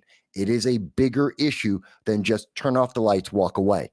It's not that simple. And I this wish is it why was. America is fucked and trillions in debt. Yes, which is why it needs to happen. Which but is why it we need to takes just time. rip the Band-Aid off, suffer the consequences, and get through it. I mean, We've that part I been don't through agree. worse. We've been through worse. What it would look like 100 is what times over, we have been through Not with worse. not with these snowflakes. Not with these what kids. it would look like. What it would look like is what Javier Milei did in Argentina. So if you lay off Yes. if you lay off a number of government workers who have their families and everything else, and they've lost their power, that's really the key. Is they've lost access to money and power, which is what they're really worried about. Now you shake your head, Mike, but no. let me finish. Go ahead. Let me finish. Because what ended up happening when Javier Milei got rid of nearly 80% of the federal bureaucracy down in Argentina, they marched in the streets with communistic slogans trying to get their jobs back and convince everybody that the elections were stolen and that they basically were kicked out of their jobs. And what are they going to do now? So they did this vacillation between, well, we need to stick together as a collective, but at the same time, you all are a bunch of thieves for taking away our lives. You're going to see if you rip the Band-Aid off in the short term, what you're going to see is something that looks like what happened in Argentina. Now, the thing is, Argentina has a smaller population than the United States. The amount of people that were rioting was also equally small, and eventually, it just after a month or two, it got handled and it was over. And right now, Argentina is doing very well economically. Getting better. Still early. Much better. Like they went from 400% inflation to 4%. Yeah, it's still early though. But it is working. It's so far looks like it's working, but it's still less than a year. So here's the problem. Here's the problem with doing it in a country the size of the United States. Mm-hmm. If you rip the Band-Aid off already, I'm thinking that in the next 6 months we're going to see some really weird crap happen. Yeah, and it's because we're going to be making these changes. And if you were to rip the Band-Aid off all at once, not only would you have government workers in the streets that would be playing as activists because that's what they've been doing for the last 8 years, 12 years, 20 years, 80 years. You also have this large group of illegals now, criminal aliens that have nothing left to lose. And they're not just people that come here with skill. They're criminals, actual criminals that are hardened from wherever they came from. So if they know that they're going to be hunted and deported, there's going to be an uptick in crime like we have never seen. And it's going to be gang related. It's going to be cartel related, and it's going to wind up causing a whole lot of mayhem, looting, plundering, raping, murdering. It's going to happen. See, we're talking about now, those are different aspects. And again, it's no. It's all related because the government itself, before the next administration comes in, the government itself will let it happen because they need that chaos in order to generate sympathy, so that then when Trump takes over inauguration, they can point at it and be like, he said he was going to do all this stuff, and now all this bad stuff is happening. Don't you people hurt? No.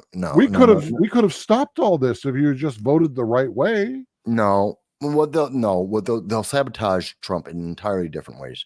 They're not going to sacrifice themselves in that manner. We're not going to see a fire sale. We're not going to see. I Oh, I don't think it's expect going to to see be a fire riots. sale. I still expect I- to see riots. We'll I- see riots. We'll see insurrection zones. You'll see a lot of protesting. We're not going to see. They're not going to try and start second civil war. They're not prepared for that. They can't win that. They won't do that. They won't have to. They won't have to contribute to a civil war. They just have to create enough chaos. It's not going to be a civil war. It's going to be civil strife, but it's going to be the worst civil strife that we have ever experienced. We won't know. At the point where we are in this nation, in my opinion, we are not going to see civil strife. We will see civil war. Civil strife is what we saw in 2020. That's civil strife. And that almost took us into a civil war. And I do believe that we're going to see that they're going to sabotage Donald Trump because, and I understand a lot of people are upset about this, like Frank is. And I understand and I respect Frank and I respect his opinion. And I don't disagree with the nature of what needs to happen. I do believe, though, that if we don't do it in a structured manner, because we're not Argentina. Milei is not, Trump isn't Milei. And No. the world will not allow, what they'll allow in Argentina is not what they will allow in the United States. The opportunities for insurrection, for terrorists to come in that chaos, in that destruction of trying to reshape and recommit America to the Constitution in that one-step kind of move, you're talking about devastation on a level people have not been prepared for. That will be civil war. That will be devastation. That will be terrorism coming in from overseas through our open borders, destroying much of our infrastructure. That's why it has to be systemic. It has to be planned. People have to be prepared for all of this. The states have to be prepared so that they can, light switch goes off and the switch goes on. It's kind of like when we saw Roe v. Wade get turned off. Well, states already had in place abortion laws. The light went back on to the states, but that's because it already existed. The infrastructure was already there before we got rid of Roe v. Wade. That's the same kind of thing we need to do in my case, in my example of the Department of Education.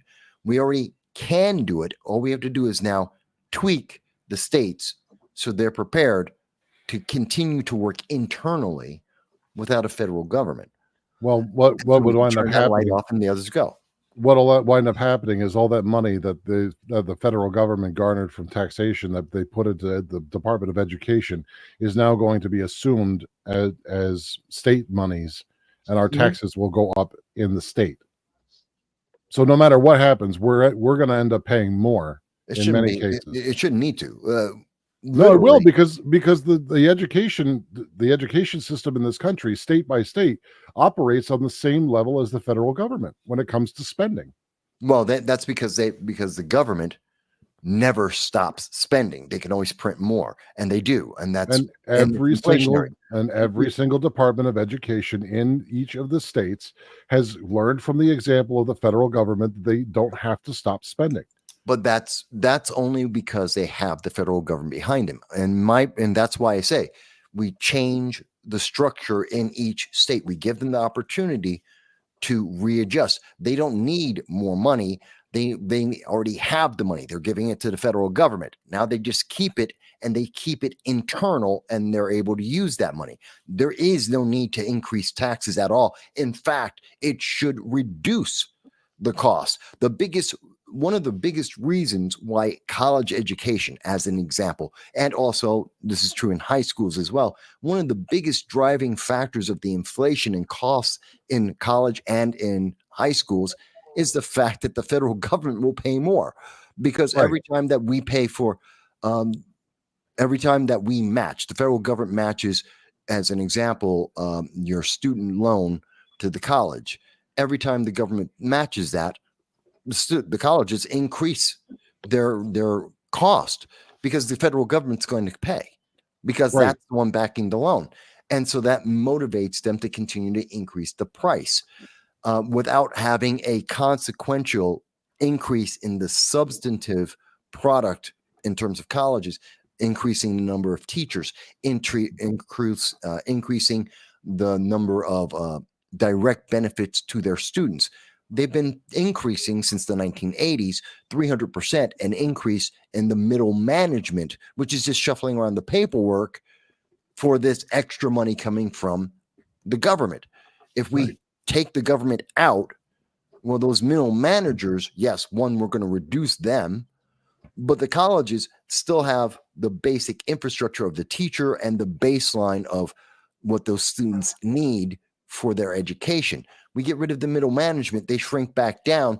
The cost is going to be reduced. It's going to be more affordable to go to college, and taxes will be reduced because the burden is reduced. But you can't do that instantaneously.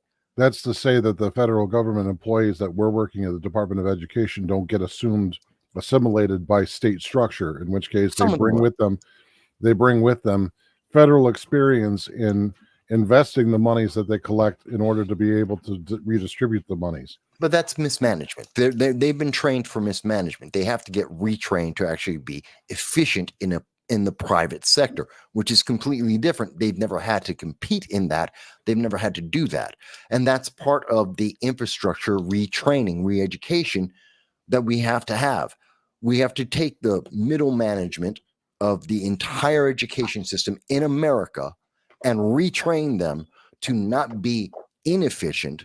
We have to train them to be efficient. It's very much like what we saw with X, except X is a private company with a very small workforce as compared to the national education system, which is both federal and state. Very different. Lots more complications. Can it be done? Yes. Will it happen overnight? No, it will take time. It took time for X to do it. He didn't do it overnight. He did that in stages, in waves, and he made that happen. We're talking about the same thing here with the federal government, which means it's more than one administration can shut down one department of the government. That is excessive. Absolutely. But you can't, I don't see being able to do multiple departments of the government in one administration because of what is necessary to get done. That's my opinion on that. Now, and I know Frank disagrees, and that's fine. I got no problem. We can disagree. And I understand why people want to see it done faster, like Milei in Argentina. We're not Argentina. And remember, the world is looking at everything we do, good and bad. They're reacting to everything we do instantaneously. And our enemies are reacting to every weakness immediately as it happens. So there are reasons why we have to do this in a structured manner. It's not as simple as X. No. I wish it were that simple. And I do think Trump can do that. I think that's why he has Elon and Ron Paul projected to work on the Department of Government Efficiency. Let's call that the DGE.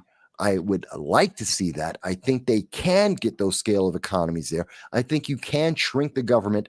And what we'll see initially is not that we're going to reduce the taxes or reduce the national debt. It's going to freeze for the first time in our lifetimes, my lifetime, 56 years.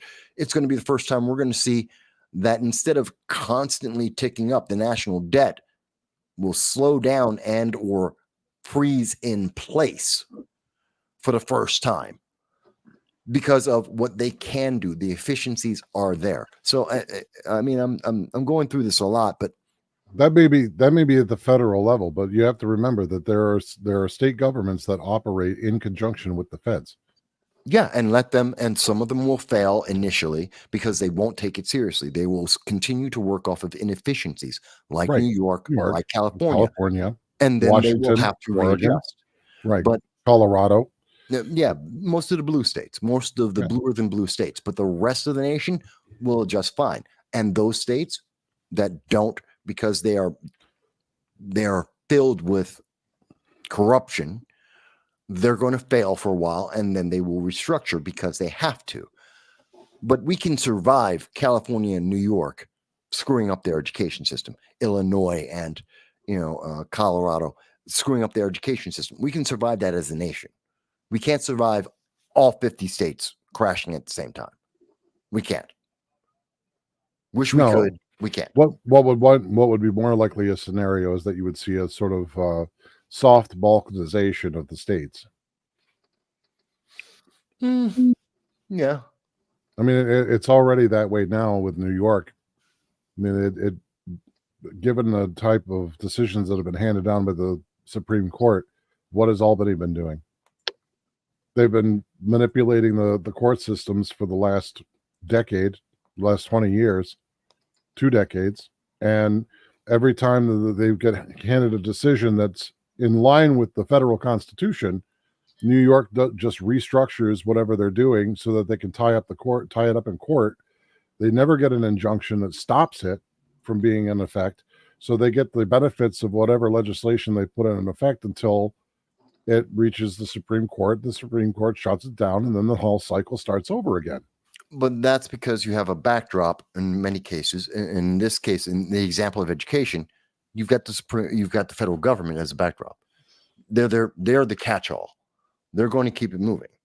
You take that safety net away, and the entire system changes. You can't waste that time, and you can't misappropriate funds. They'll probably do it once or twice, but they're not going to keep doing it because they don't have the benefit of, and someone else is going to pay. They're just going to print more money, and they're going to come to my rescue. There's no one to come to your rescue, which is what forces it. And again, this is why I say it's, in just having this conversation, we're hitting layers of complexity that have to be taken into account.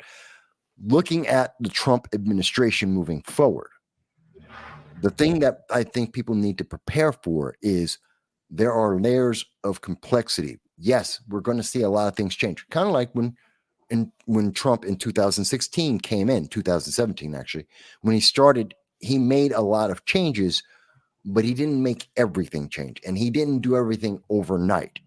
He started doing things in stages, and he was continuing to move that forward up until, he lost in 2020 for whatever reason. Well, he's a smart businessman. He's doing it in stages. We need to be aware of that and prepare for it. Go ahead. I get that, but then the thing is that we as the people have to make sure that he's able to deliver on those promises, and that he does so. Because what we need really is we need civic national populist candidates for the next 30 to 50 years.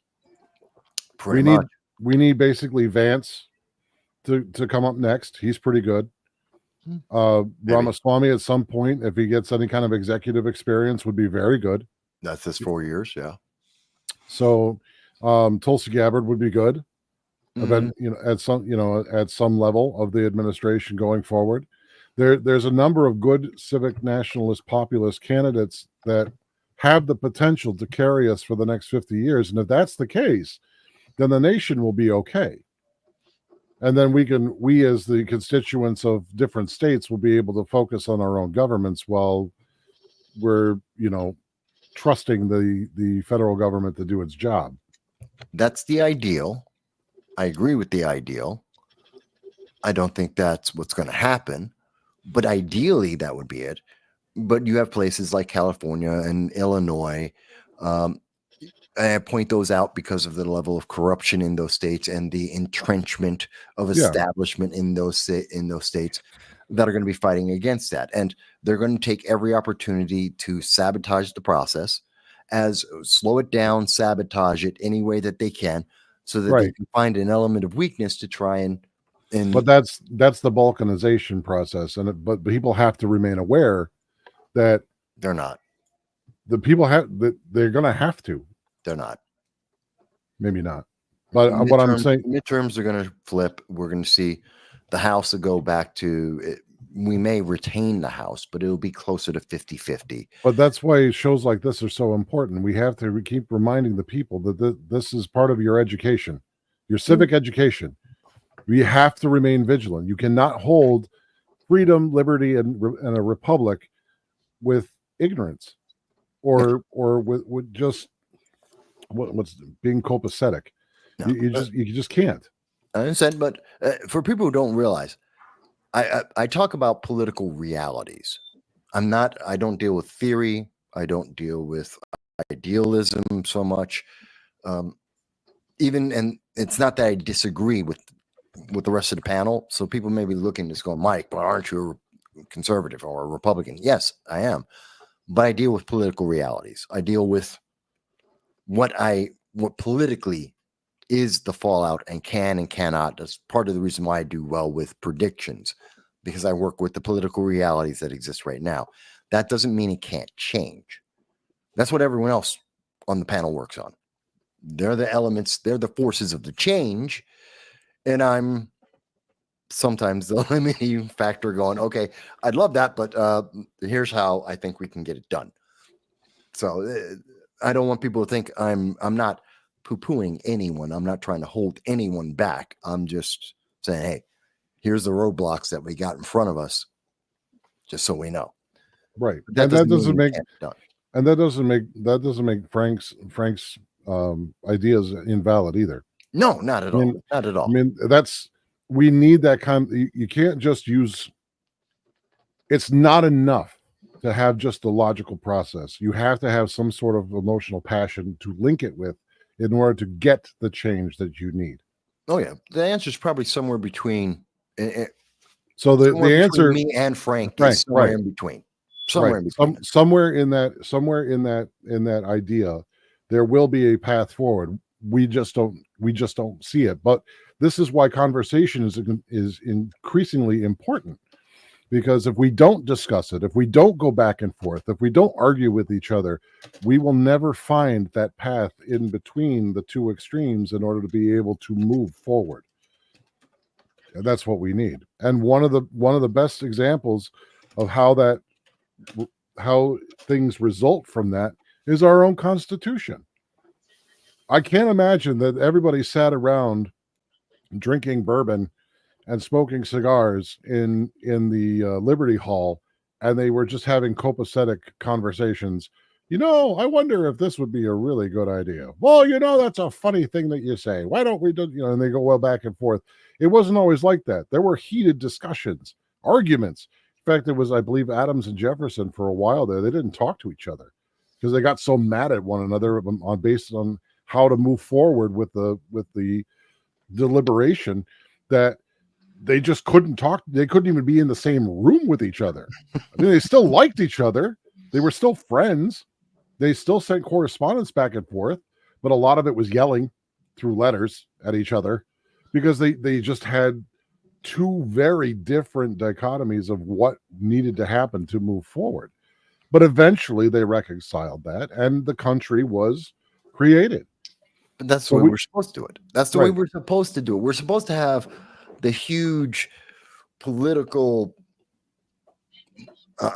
debates and with passion, and then someone else, you'll have the two sides, and someone else will come in, and this is the purpose of third parties. This is the purpose of public conversations.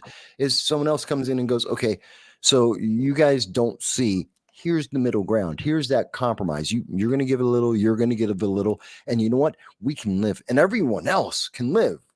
You may not like this. I may not like an answer. Frank, one side or another may not like the answer, but it's like everyone else is going, yeah, we've been listening to the whole conversation. You guys kind of missed. Here's that middle ground. Here's that compromise area. We all can live with this.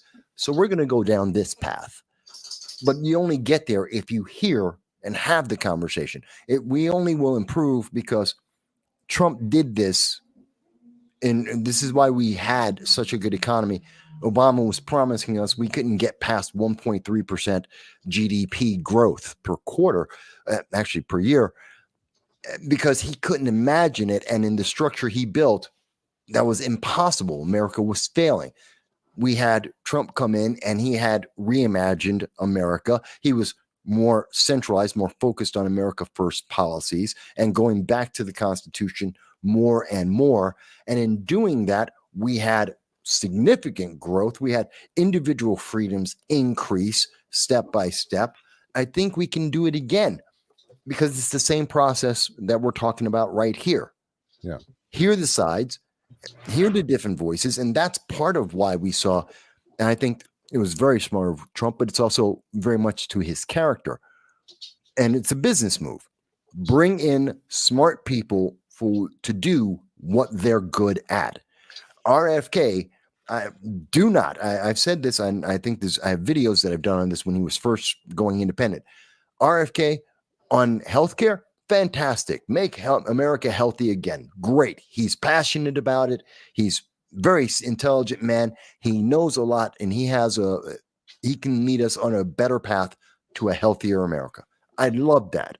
Keep him away from international policy. He's an isolationist, and he's horrendous when his international policy ideas. Keep him out of that. Let him work on healthcare. Elon, fantastic. Also, keep him out of international politics. But you want to put him on business? Put him with Vivek and let them talk with Ron Paul about shrinking the government and energizing commerce? Fantastic. Let them go at that.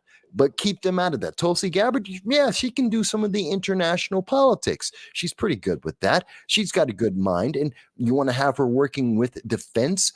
Also, fantastic. She's good at that. I have a great idea. You want to put her on the economy? Absolutely not. Keep her away from that. She doesn't know what the hell she's doing there. This is a great plan. That's what we have seen, the coalition that we've seen Trump put together. It is exactly what you would do in a business. Yeah. You're restructuring a business with the smartest people in their departments doing their thing with an overriding goal. Do you agree, Jan? Do you agree, Mike? I do. I agree that we need to be doing a lot more debate than what we have been, obviously. But I also agree that we need to get back to our constitutional foundation. But also know that we can't do that immediately. It will be too disruptive. Okay, the only way that we could actually go back to our complete constitutional foundation is if we would have some type of violent uprising. Okay, and completely gut the current government that we have now. That would mean getting rid of every executive department. and mean getting rid of everything, because our government has become so corrupted, so twisted that it could not operate if we just went through and started putting it back to day one, putting it back to its constitutional limits. It would fail. It would destroy itself. Right. I mean, and that's still the like final option, right? When nothing else works, when you've tried everything else, and that's ultimately is the final option. To do that, you have to have a good part of the populace that is willing to go through that. Right. You have to have the mandate of the people. Understand the repercussions that if they fail, what happens to them. Yeah. What would have happened to our founding fathers if we had lost? They would have been hung. Right. For treason. Mm-hmm. Yeah. So, I mean, it's ironic. And that's why that's one of the things that you try to avoid. Is we have to try everything else first. And one of the best ways to do it is to educate your children and talk to them about the principles of liberty in the United States, which is why Mike's pick for the Department of Education is the first entity to be federally dissolved is a good one. Because at least at the state level, you have more access to those school districts that you're able to sway what kind of curriculum can be taught in those schools.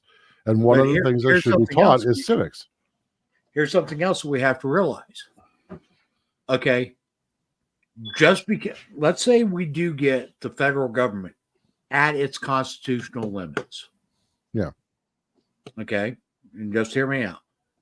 We get the federal government operating at its constitutional limits. It's not exceeding them. It's running exactly as the Constitution says it should run. Right.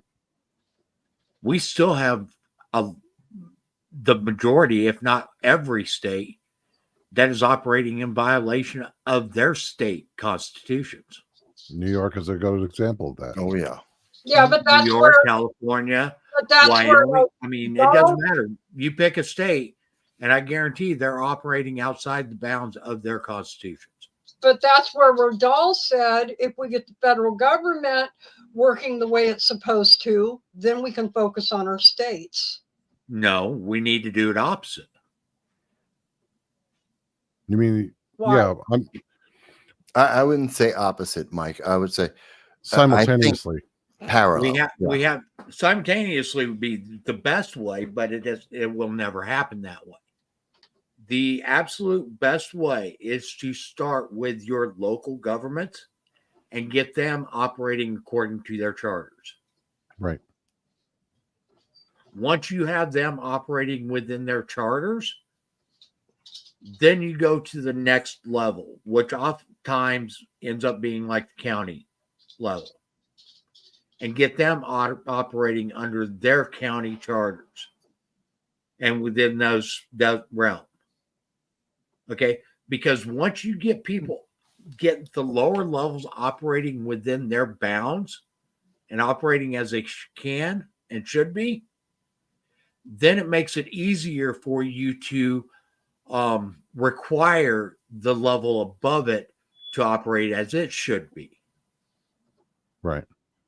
That And makes within sense, its limits. because by the time you get to the federal government, they're no longer relying on the federal government. because Exactly. they're working within their own. Exactly. Mhm. So if you do it the opposite way around, you create such a catechism below it that it literally brings the nation to its knees. If you operate from the bottom up, each level gets set and gets its foundation in place first Well, before it takes on the level above it. right. So Shrink. it's able to support the level above it and bring it back to where it should be operating. I get it. So The you're thing- shrinking the foundation so that there's less room for corruption above it Yes. because it doesn't have the support. yes. I get that. The thing of it That's is, though, why is I've that- always advocated you've got to start locally first. I get that, but at the same time, the way the system has built itself up, the localities, even if they were to go back to their charter, still rely on funding from above levels. So you would have to have the power to And that's- rescind. Again, that's rescind- where you get them operating within their charters, get them operating within their budgetary limits Yeah, of where they should be. Then they don't have to rely on the money from the operation above it. right. But that government money is very enticing. Oh, it So is. So And you that's have why the so what- system's so corrupted. So what would actually have to happen at the same time that you're getting your counties and your communities within their charters and working from the bottom up is you have to be able to rescind the funding to the federal government, Right. so that the Any money reliance that on federal comes money, from outside of, right? okay, and that's one of the reasons why the founders were so dead set against having these specialized payments Right. by the federal government sent out. Okay, that's why the founders didn't have a disaster program. Okay, there was no federal money sent out if a community had a natural disaster. Right. Okay, because then you set it up so that that community is now beholding to the federal government, and they didn't want that. If they wanted the federal government to be beholding to the people, not the people to be beholding to the federal government. Correct. Yeah.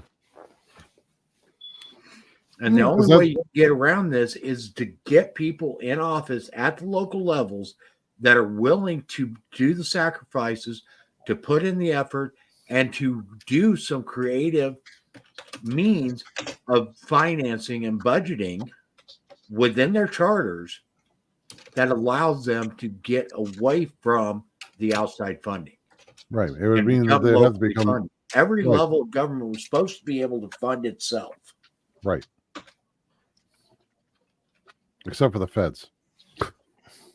We spent a lot of time on Well, this. even then, actually, if you look at it, the federal government, when it was operating prior to income taxes, Yeah.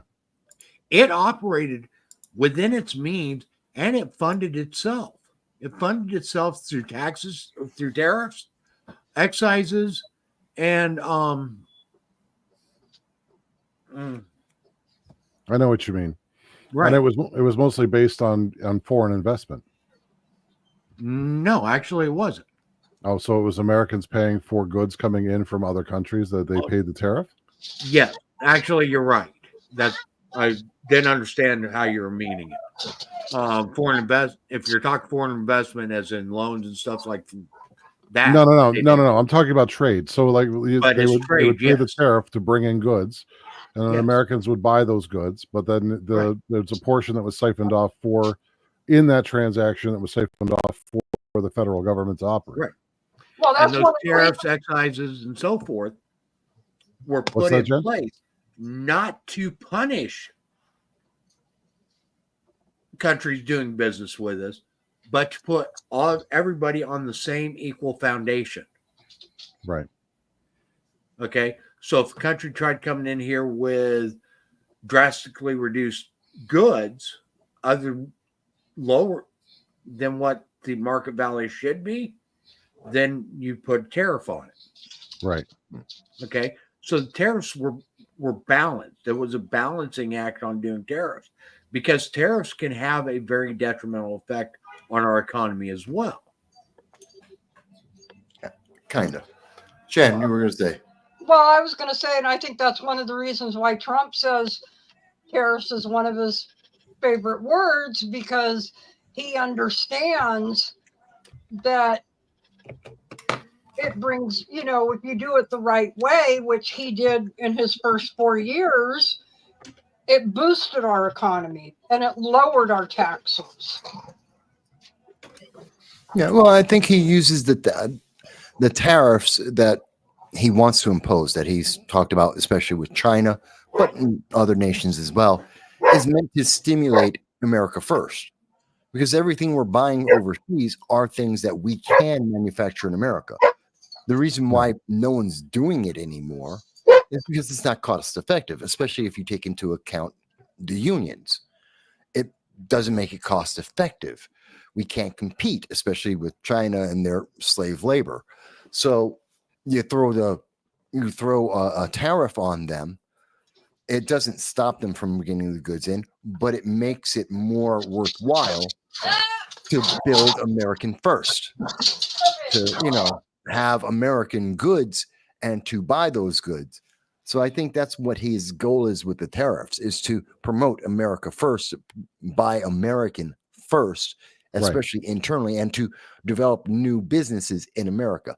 I think the tariffs are going to be great. They worked well in his first administration, and put all the rhetoric and all the hype aside. If he's approaching it from, I want fewer imports into America and more internal purchases, I think he's going to be right on. I think that's going to work. I think that helps our economy. The only danger to that is when you have government start picking winners and losers while the tariffs are in place. I mean, that's how we get the monopolies and stuff. So there's also got to be some sort of fostering of private competition between similar manufacturers. Yeah, but we already have that problem. I mean, we already see that with the energy industry and the green movement. We've seen that with Obama and Solyndra. And telecommunications. We see there's like 6 houses. Yeah. They call them houses. There's 6 houses. Disney's one, Comcast, Viacom. What's the other one? Time Warner. AT&T. Ma Bell's not around anymore, so the Bell Atlantic Telecom Company's out. That's absorbed already.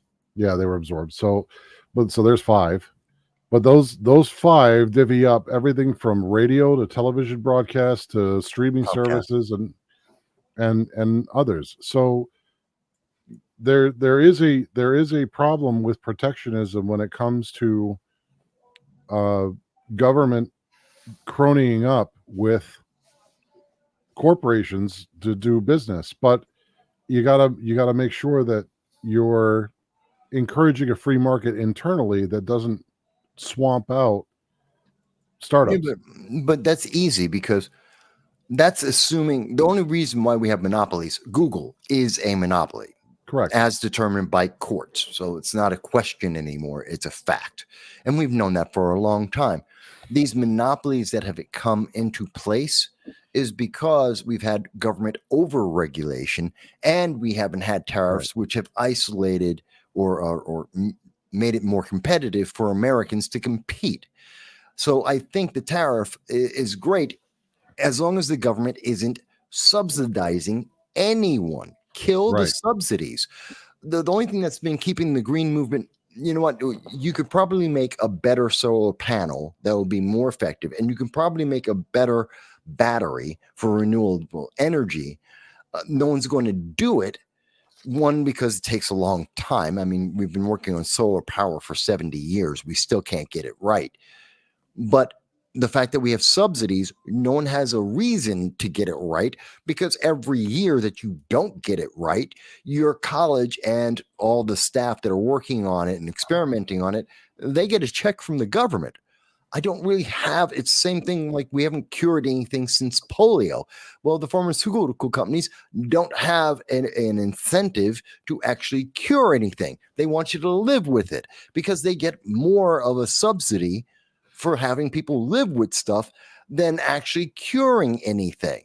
So we need to reinvest in the solution, not the government candy trail handouts. We need to get the government out, because that creates the corruption of government's going to pick a winner or a loser, and the government always picks wrong because the government doesn't do any of this. It doesn't understand competition. It doesn't understand the drive of what makes a business function, partially because all the politicians, virtually none of them have any real world experience outside of politics, and partially because government doesn't, it's an entity completely separate of competition in the marketplace. So I think you're right, but I think Trump has been looking at it that way. I think tariffs will promote that. All we have to do is just make sure, cut down, if not eliminate the subsidies, and just have the tariffs and, keep the tax cuts. That's another big one. 2025 tax cuts, renew the tax cuts. And I think it handles itself. It's kind of what we saw in 2016. And it's not revolutionary. I mean, No. It's definitely workable. No, I think in terms of the economy, I think we're looking at a lot of good things. Yeah. That's what I think. I don't know. It's 2 minutes after 9. 3 minutes after 9. You guys, I said it a little while ago, but you guys, we stayed on that subject for like a long time. The whole time. Did any of you guys see Harris's speech tonight? Before you start, I want to say that just like Hillary, I think she was a coward, because she left all those people at Howard University last night and refused to come out and speak to them. The same thing that Hillary did to her crowd. Originally, her speech was scheduled for 9:00 tonight. Yeah. She came out and spoke, I think it was 5-ish. around there. Yeah, and the only reason why I caught it was because I happened to be flipping on YouTube, and all of a sudden I saw a video that said, Harris concession speech. She made an announcement about 4:00 that she was going to do it. Yeah. It was last minute. And it really wasn't a concession speech. It was, we're not going to give up. We're going to fight. When I was district attorney, all I saw was people who fought. Well, she didn't tell you they fought against her, but we got to keep the fight. never give up. Yeah, Yeah. the same boring platitudes that have no meaning because they don't believe it. No, it's the reason why she lost. But I agree with you, Jan. She absolutely was a coward. She ran away from her supporters, which tells you how much she cared about her supporters. It tells you how much she cared about the election itself. If that was my passion, I mean, Trump is 80 and up, and he's up at 2:30, waiting for some kind of result, and she couldn't do the same. You show up, you go out, and you tell the people who've been donating hundreds of millions of dollars, that have been running around up and down the country trying to convince people that you actually have something of substance that stands behind you besides the color of your skin and your gender, which are check boxes. She didn't respect them at all. She just said, "Oh yeah, go away." And then initially said she was going to talk to everyone on Thursday or Friday. And it wasn't until she got the backlash of everyone going, "What do you mean you're going to wait like 24, 48 hours before you address that you lost? Come out and say something to people." And that's why she did it today. Well, and I thought what was interesting too was vote for women. You got to vote for a woman. You got to vote for a woman. The only time, and I saw other people talking about this, the only time that a candidate has not come out and talked to their constituents after losing an election has been Hillary and Kamala, the two women that we were supposed to vote for. Well, and Kamala couldn't even be bothered last night before it was even called. I mean, yeah, she was losing, but before it was even called, she couldn't even be bothered to join her own watch party at Howard University last night. Instead, she had to send out her her campaign leader. Yeah, that was embarrassing. Yeah, the campaign manager was the one who came out and told him she won't be out tonight. Go home. Yeah. Yeah, that's embarrassing, and I thought that was so cowardly. It's disrespectful, and yeah, I think it is cowardly. Well, but it makes you realize just how little Kamala thought of the people that were supporting her. Yeah, she really didn't care about them. She just needed them, and then when they didn't deliver for her, it's their fault. It has nothing to do with the fact that she's just garbage, real garbage. Well, I love how, like I said, I hate to go back to this, but it needs to be said. Okay, the liberals out there are literally saying how bad America is to have allowed this to happen. Oh yeah.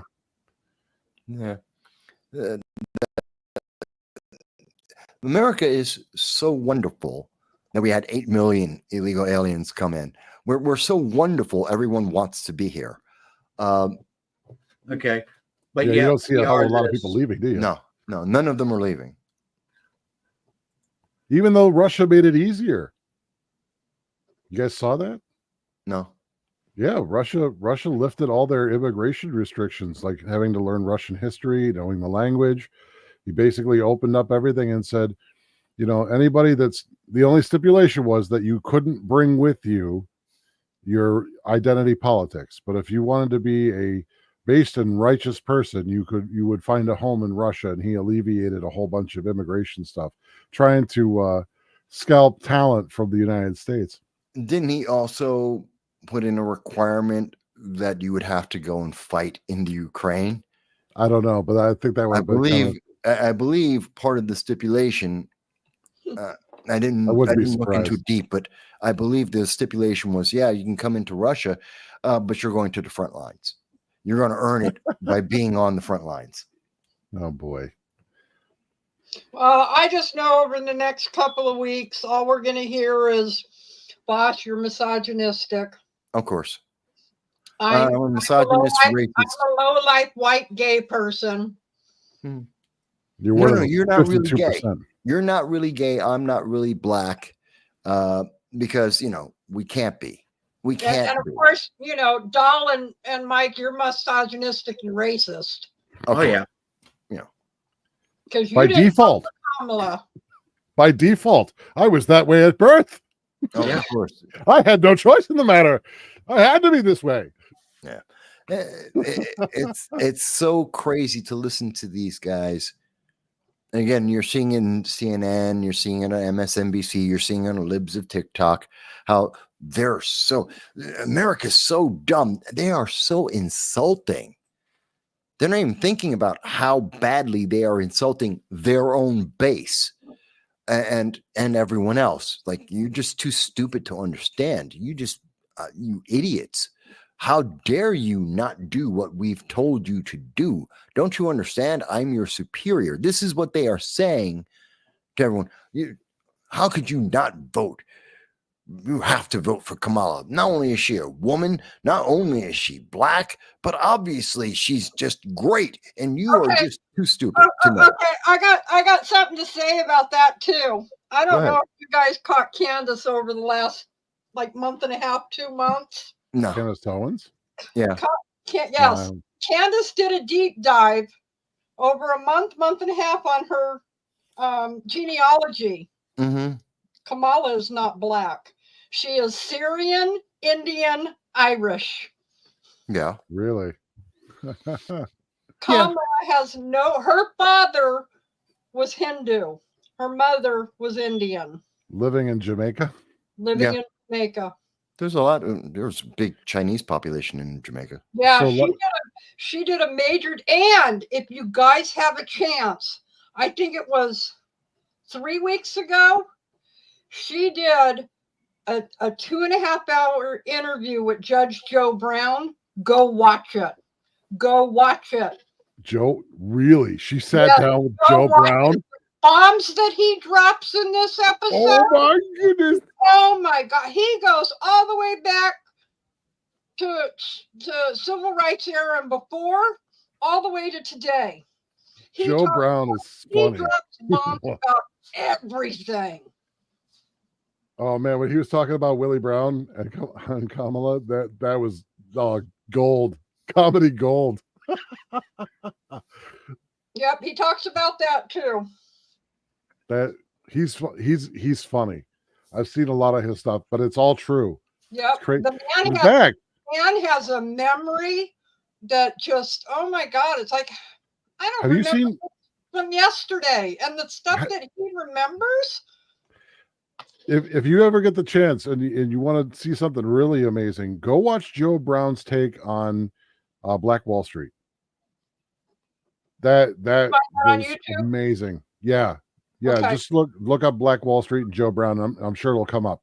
It may not be very long, but he just, the way he puts it across was phenomenal, and it just blows up June, like all the weird stuff around it. Right. Yeah. I highly suggest to you guys to go watch that Candace Owens episode with him. Okay. That should be interesting. Might be some topics for a show. when my phone shows up, I'll be able to do that. My phone recently booked itself. Actually, I kind of see Harris just fading away. Yeah, she's not even going to get a book deal out of She's this. going to go. She'll get Well, a book deal. predictions I've seen her, she's going to go back to California and try to run for governor. Nah. Okay, she'll write a she's book. going to fade away unless Newsom decides to run for president, which he wants to. Harris isn't going to be able to run for governor there. Could you be VP twice? Sure. Yeah, you can actually. You know, if Newsom picks her as VP, we all know why, right? Well, he can't. Oh, that's right, because she's from California. Yeah. Unless she takes up what? If she took up residency in DC. If she, I would actually enjoy that. If Newsom picked Harris as VP, That would be a guaranteed all loss. electoral votes from California are gone off the table. They'd lose California. They would actually lose California with that ticket. If somebody lives in DC, because DC is not technically a state, right?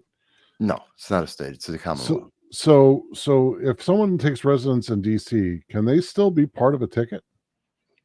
They actually, if I'm not mistaken, I don't think you can actually have residence in DC. You You have to be a technically resident of another state. Oh, and work in DC. So DC Yes. is not really supposed to have any residents at all.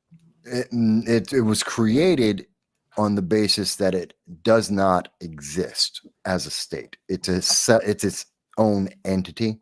Right, I It's get actually that. separate. It's actually separate of everything else in America. It's Yeah, meant it to was- be. Yeah, So many DC isn't Democrats supposed that to have live its there own that actually residence. live there. They keep trying to make it a state. They Right. want to make it a Get state, more seats.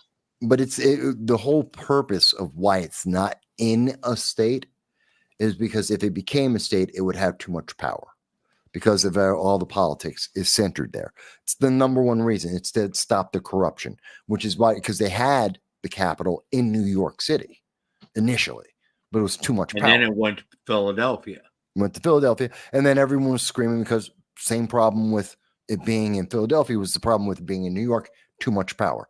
So and the reason why that's they chose where they chose it is because it was like on the borderline of between the North and the South. and right. it's also a swamp. It was horrible land that no one was really developing. Right. So these are all the reasons that came into why they put it there. They have given limited representation of DC as its own entity, which is why they have a mayor. But it's under their hierarchy is under, they don't have a governor.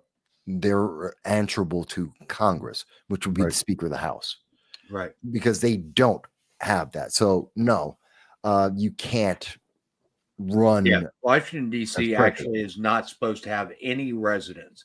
It's kind of like a military base. Right. Okay. Which is military base doesn't have any residents. The no. people that live on that military base are from other states Right. and have But- residency in other areas. But they have like, so they don't commute into base. They have on base They have housing. on base, which is why they can vote, because it's assuming that you live all your life there. Even if they have live off base, they still are considered the resident of their home state. Oh, I see. Okay. Okay, Yeah. so they don't actually residency does not. They do not change residency when they're stationed like in North Carolina. Right. When I was in North Carolina, even when I lived off base, my residency wasn't in North Carolina. My residency was still in Iowa. Gotcha. So if you wanted to vote, you had to do it by absentee because you were Yes, still I a had to resident. vote Yeah. Gotcha. in Iowa elections, not in North Carolina elections. Yeah, I never got far enough to actually experience that, so I didn't know that's how that worked. Yeah, but the realistic thing though is it's not an option, because no one wants to be. No politician would want to even test that, because you're saying, "Oh, I'm DC." Oh, yeah, so you're part of the corruption of the government. It would directly tie you to the corruption of the government, to Mhm. the influence of lobbyists. No Right. one would ever do that. And that's one of the They'll go to any reasons. state. That's another reason why they will never make DC a state, because it gives them that cloud, that layer of insulation. Right. Yeah, no, it'll never happen. It never should happen. It's the founders were pretty smart in a lot of the things that they did, and what they did with DC is smart. People don't like it, but then again, they don't like a lot of things. Doesn't mean it's wrong. Definitely. And technically, and constitutionally, Puerto Rico, Guam, Wake, the U.S. Virgin Islands, all could become states long before DC ever could. Right. Sure. Yeah. Well, that's because they have entities in and of themselves, as opposed to DC. I mean, Puerto Rico's a commonwealth. Okay, I mean they are Guam is a commonwealth. territories of the United States. Okay, Right. where the District of Columbia is a federal district. It's not a territory. Yeah, it's non-entity in that respect. But I could see Kamala is Most likely, very quickly.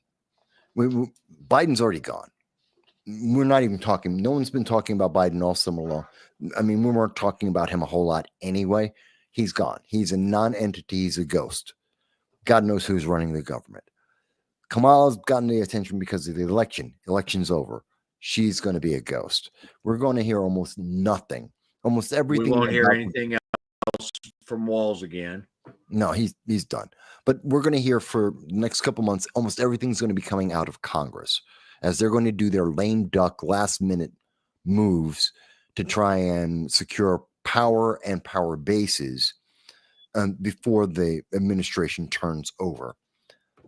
And I think that you see Kamala, she'll be able to go to Howard University. She'll go to the black colleges and she'll do the black college circuit.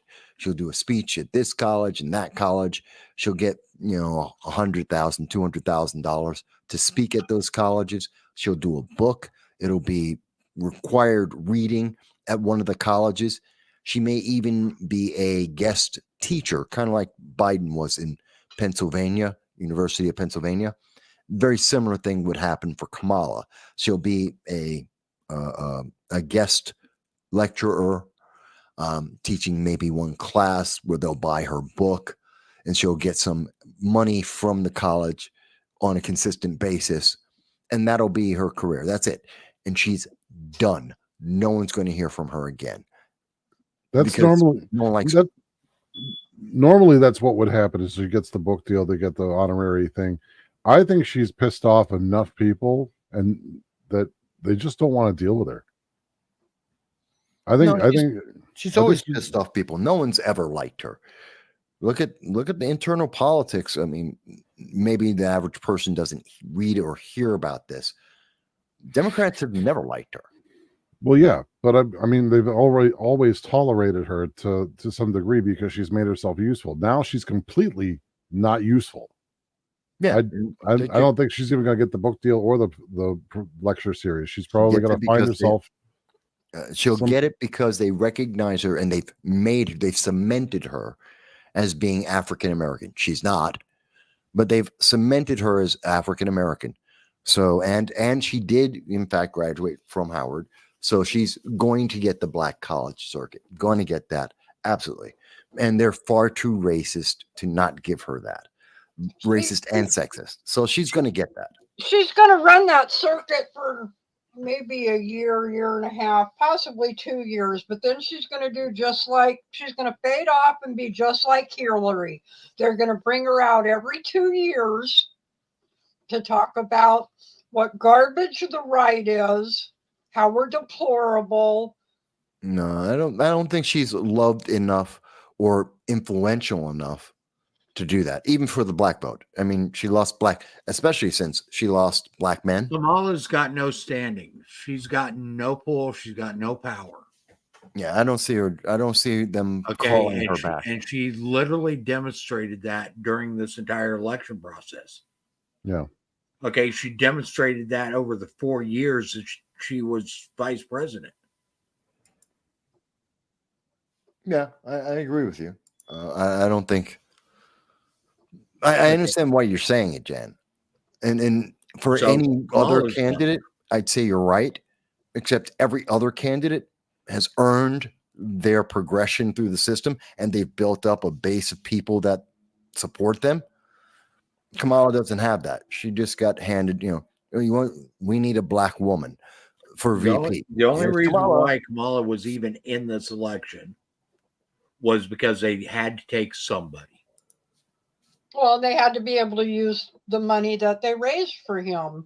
She was the only person who could do it. Exactly. So she has no support base. So that's why I think, Jen, it's not like what we saw with Hillary. They got there's a dozen other black Democrats that they can go to pull and are superior in terms of public attention and actual impact politically. Kamala's gone. We'll never see her again.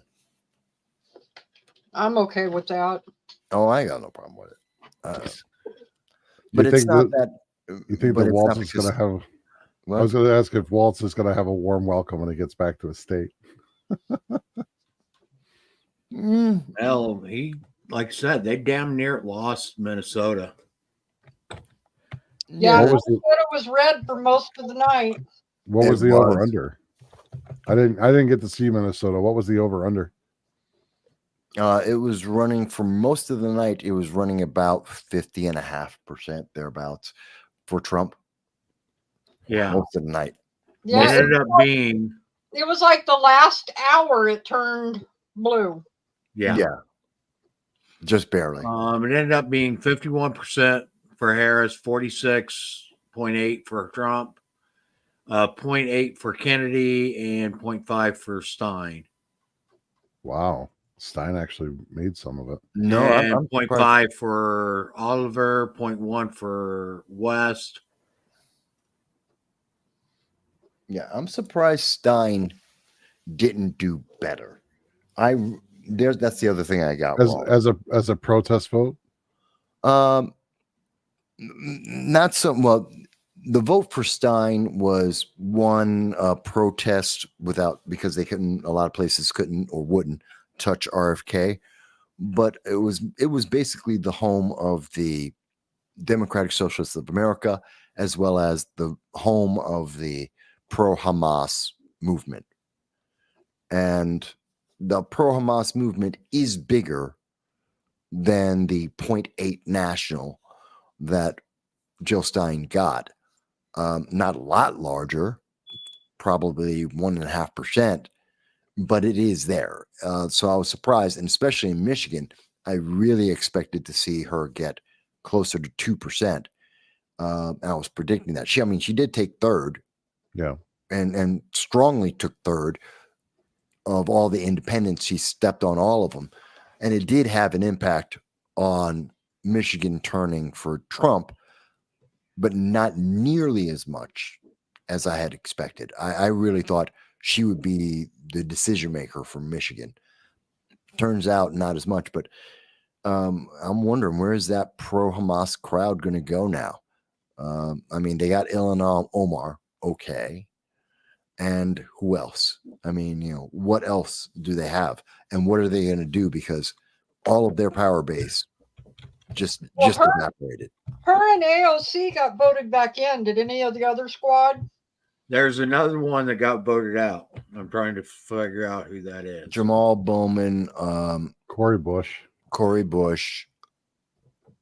Who was the other one? Tlaib? Did Tlaib make it back in? Let's see. There's Anna Presley. There's somebody Well, lost last night. I'm trying. I know in the primaries, 2 of them lost in the primaries. Right. That's Jamal Bush Bowman. and, That's Cory Bush. Yep. The other one. It's that silly name. I can't say it's silly. It's oh God, I know her name. It's because you're asking me. I'm not thinking of it right now. She's in the Midwest. That's very specific. All right. Well, all right, fine. I'll look it up because I can't think of it off. Yeah, I've only seen as far as the rest of the squad members and news feeds and stuff that just AOC and Omar won. Tlaib. That's it. Yeah, Tlaib. Rashida Tlaib. Did she win? I don't know. They got reelected. Her and Omar are reelected. But oh joy. Yeah. But Omar was kind of expected though, because most of her constituents are from Somalia. And they're Dearborn. They're Dearborn, Michigan. Yeah. So, but the same kind of base, the same pro-Hamas base is for Rashida Tlaib as well. But they're homeless now. They got the Democratic Socialists of America, but who cares about them? Right. So their problems in the wind, and God knows what they're going to do as a result of this election. Probably keep their head down. They'll pipe up every now and again, but they'll keep their head down until they can get somewhere in with somebody. No, I think they're loudmouths. They live off of they make their bread and butter off of screaming and getting attention. So you think they're going to self-sabotage? They'll do anything. I mean, that's their thing. They scream and shout at people, and tell you are evil because you should be Sharia. You should follow their religious ideology. Bowman. Jamal Bowman. Yeah. All right, I just looked up the House race. GOP's got 206 and Dems have 190 now. Wow. Okay. Well, so we're back to 2020 levels now, aren't we? Did they have like a 10 seat lead last time too? Something like that, yeah. Yeah. They still got close. See, and the thing is though, they can have that lead all they want, but if most of those people are not national populists, you're not going to get anywhere. It's going to be a bunch of rhinos that are going to side with the Democrats every time, or they'll be ineffective, like Mark Molinaro or Johnson. Yeah, I know. I saw that, but your your friendly Broome County racist is still there, and Riley. they still haven't called Arizona or Nevada. I still remember when Voss called Riley out to denounce the racism from what was it, Plot, and he never said a word. Not one word. Refused. He refused, and I know him personally. I've known him for years. Like, I have his phone number. I know him. So Yeah. I mean, people were surprised sometimes, but yeah, I've known Riley for a long time, and he completely turned just to get the win. Yep.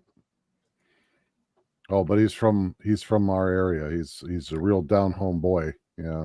Okay. That's why he was in DC for over 25 years. Yeah, helping the CCP. He was working with Al Franken. Yeah, but they were helping Chinese companies compete with American companies. Yeah. by scalping jobs. That's one of the things. They were lobbyists. They had a couple of things they lobbied on, but they mostly worked. His division within the company was mostly working with the Senate Democrats, and he particularly was attached to Al Franken, which is why Al Franken was, and this is my interpretation of this, was cleaning the money for him. So Josh was saying, "Oh, I don't take PAC money," except he took leadership PAC money. So the PACs would give the money to Al Franken. Al Franken has a leadership PAC, and that PAC was giving money to Josh Riley. Yeah. So he never took corporate PAC money, but he did take money from Al Franken, and Al Franken got the money from corporations. Yeah. It's almost like, one step removed kind of absolves you of all responsibility. Yeah. And any other industry would be called money laundering. Yeah. I smell a Rico. Yep. Yeah. So there we are. That's where we're at tonight, folks. So it looks like it's going to be like a 2-vote majority in the House. Overall. The way things are shaping up right now. That'll be fine. I can live with that. We don't need a supermajority. No. We just need the rhinos to step in line. That'll be another problem, and I just wanted to that they can't easily sabotage everything. Like I said, where you'll see, okay, RFK, he can now be confirmed without Democrats stopping him, but they can defund everything he's attached to. Same thing for Elon. If they created Department of Government Efficiency, it would be funding would have to come from somewhere, and the House could cut that funding. And I think Democrats, if they had a majority, that's exactly what they would have done. Yeah. So the fact that they don't have the majority, even if it's balanced, that's not enough for them to defund and therefore curtail any kind of corrections that come from the Trump administration. Do you think Johnson should stay Speaker of the House? No, he's out. Yeah, I don't think he should either. Who do you think should get in? No idea at this moment. I would have said Thomas Massey or Byron No. Donalds. It'll never be Massey. No. Well, no, it won't be Massey now because he's supposedly been tapped for Department of Agriculture head. Well, that wasn't the reason why. They're never No. gonna give Massey. They would never give Massey the speakership because he's not part of any affiliated party. That's why they wouldn't give it to him. He's too radical on he's not part of the establishment. Massey is like what Ron Paul used to be. Right. And that's kind of like that's what actually the Randy- reason why they should have given him the speakership. Yeah, But they that'll won't. never happen. That'll never Well, happen. I know that, but I'm saying that's why he should have been. But they won't He do doesn't it. want it either. Oh, probably not. There's No, all he sorts doesn't of want it. He has sorts never of wanted bad it. stuff. But Byron Donalds, I could see that he's up and coming. He's been very popular. He's kind of like the Trey Gowdy of this Congress right now. Well, he had votes the last time, didn't he? A couple. I think somebody nominated him, but it was more to stop. Who was it?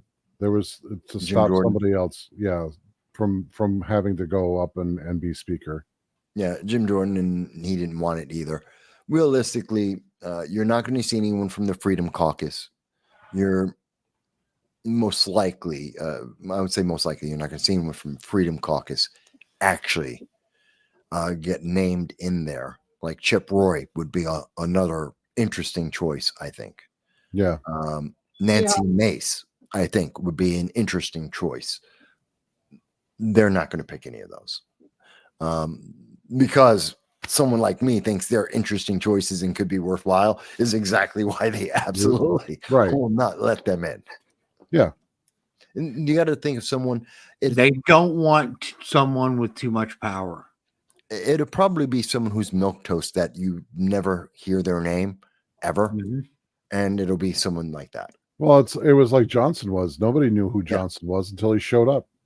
And then when he showed up, and if you actually look back at Pelosi before she was actually selected, no one knew who she was. She was either. nobody. Yep. Yeah. Same with Jeffries. Jeffries really was a nobody.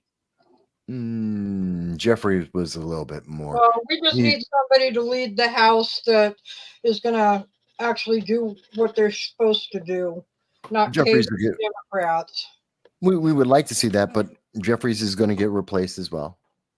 And who do you see taking McConnell's place?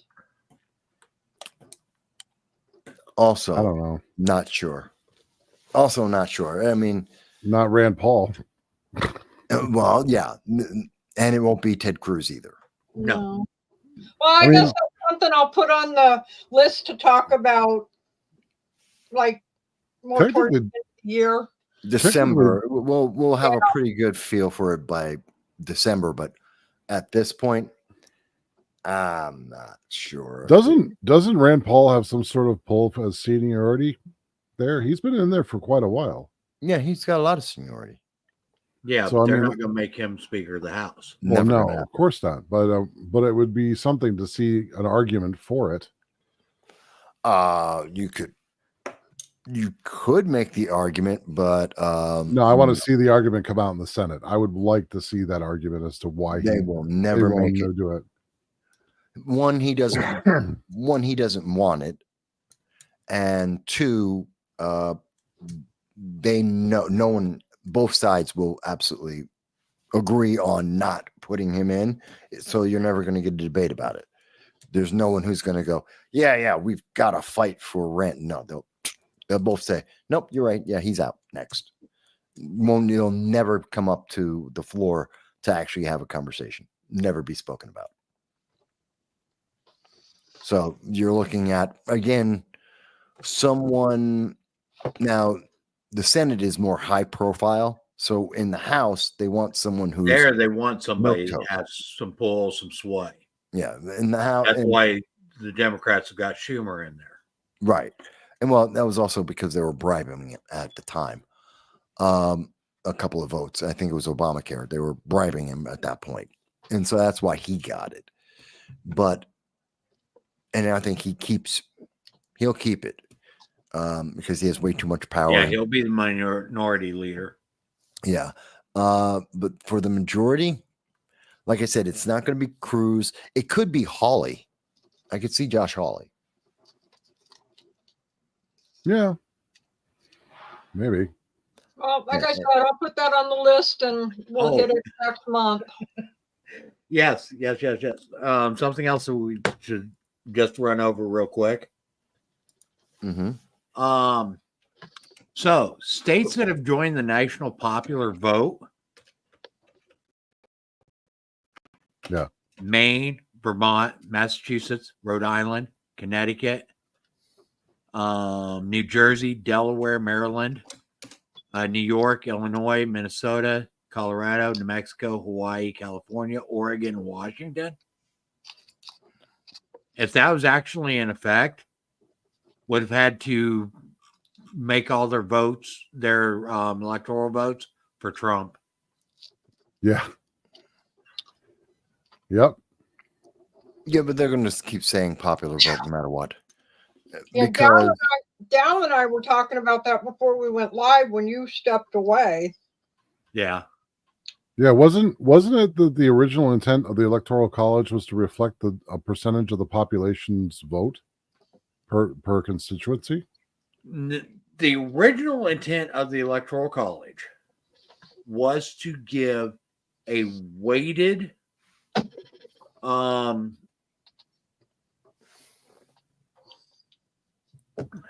am I trying to say this? representation. Well, it is representation, but it was a combination of having a popular representation, like what's done in the House of Representatives, along with still maintaining an equal representation, like what's done in the Senate. Okay, so by combining the two, you end up with this weighted representation of the deal.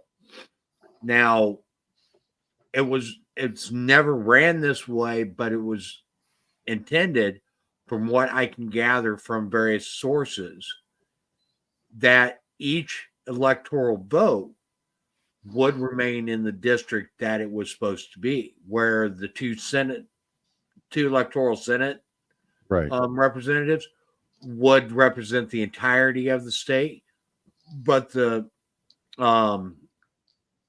House districts, their electoral votes would reflect the values of that district. So they weren't supposed to be combined all as a lump sum. The only two states that do split them are Maine and Nebraska. Nebraska or Nevada? Nevada. Nevada keeps this lock stock. Nebraska splits their votes. Oh, Yeah. I thought it was Nevada. No, it's Nebraska. Nebraska has two. Any Nebraska 1, Nebraska 2. Okay, Nebraska and Maine are the only two states that split their electoral votes. So is that Every why? other state. So is that why on the map they show Nebraska with the red and blue lines? Yes. Yes. Okay. Yes. And that would be the same for Maine. Yes. Yeah. Mm-hmm. Okay. Yeah. And there are times when, if you split out the electoral vote by district, that it would change the results of the election. But they simplified it to try and but, control it. I can't remember exactly when they started doing it as a winner take all. But it hasn't always been that way. Well, Dahl was saying that when, like California, New York, and all them, they're going against the Constitution because the laws that they passed to give it all or nothing is unconstitutional. I'm not sure that's the case. Yeah, I'd have to look into that, because it would have to be a violation of state constitution, because the federal constitution doesn't have anything to say on it. Yeah. The federal Yeah. constitution says that it's up to the states how they allocate their electoral votes. No, it just refers. It's the 12th Amendment that refers to electors, but not the Electoral College. So I was Right. wrong on that. Okay. Okay. And as far as that goes, states actually do not have to have a popular vote for president. They could decide that the legislature determines how the electoral votes go. Yeah, but it's the Democrats that want the popular vote because most of the times when they've lost the presidency, they've won the popular vote. But Right. but like I said, okay, technically there is no call in the Constitution for the citizens to vote for the president. It says that the state electors will vote for the president. Yeah. Okay. And it's the states that have decided to tie the electoral vote to the popular vote of the citizenry. Yeah, And but that actually comes as a ratification of the 12th Amendment. 12th Amendment was an expansion of voting rights, and they used the state's popular vote to determine who would be appointed as electors, or each substantially changed the process based on that amendment. But again, you're talking about Democrats here, so they're going to twist words to make it mean what they want it to mean in order to get what they want out of it. They would try, but the popular vote is, quite honestly, it's one of the worst things. And everyone who doesn't understand elections, which is a lot of people, that's the only people who support it. It's kind of like the steel man of the voter ID. There is no steel man in favor of voter ID. There is no steel man argument. That's actually good for the popular vote. It's not effective. When you look at it, it essentially drives the entire election into maybe 5 cities. Done. Well, Mike, I think that's something you should put down on a notepad somewhere because, I mean, yes, I look at the Constitution. Yes, I studied civics, but I think sometimes we just get into our everyday lives and we look at things and we forget. I think you going over this constitutionally on a show would be really good. Yeah. So that people understand how the popular vote, the electoral college, and what's the new one they want to do now that they're doing in some states? Ranked choice. No, God, yeah. Yeah, that's really voting. confusing. No, ranked It choices. isn't. They want to get rid of the electoral college, go to either the popular vote. Now they're talking about doing this ranked choice. And ranked choice, you're going to get the lowest of the lowest every single time, from what I've seen go on in other states. Well, actually, the reason that the ranked choice is wanting to be used is because if you don't fill out all the choices, your vote becomes invalid. So you get disenfranchised by a technicality, as opposed to being able to actually cast a ballot. Well, it ain't right anyway. They No, it's not. Try to do it.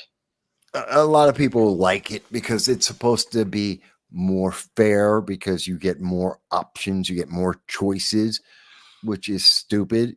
Either your person wins or they don't. You're don't selecting have for a job. Yeah, it's like there is no B. I want the person I want. Yeah. Period. I want the most efficient, most effective person in office. I don't want the almost as efficient, almost quite effective person in office. I'm sorry. No, I don't want that. I don't like ranked choice voting. I think it's dumb. Okay, so this is 12th Amendment that I just popped up here. And nowhere in there does it say or even hint that the electors are selected by the citizens of a state.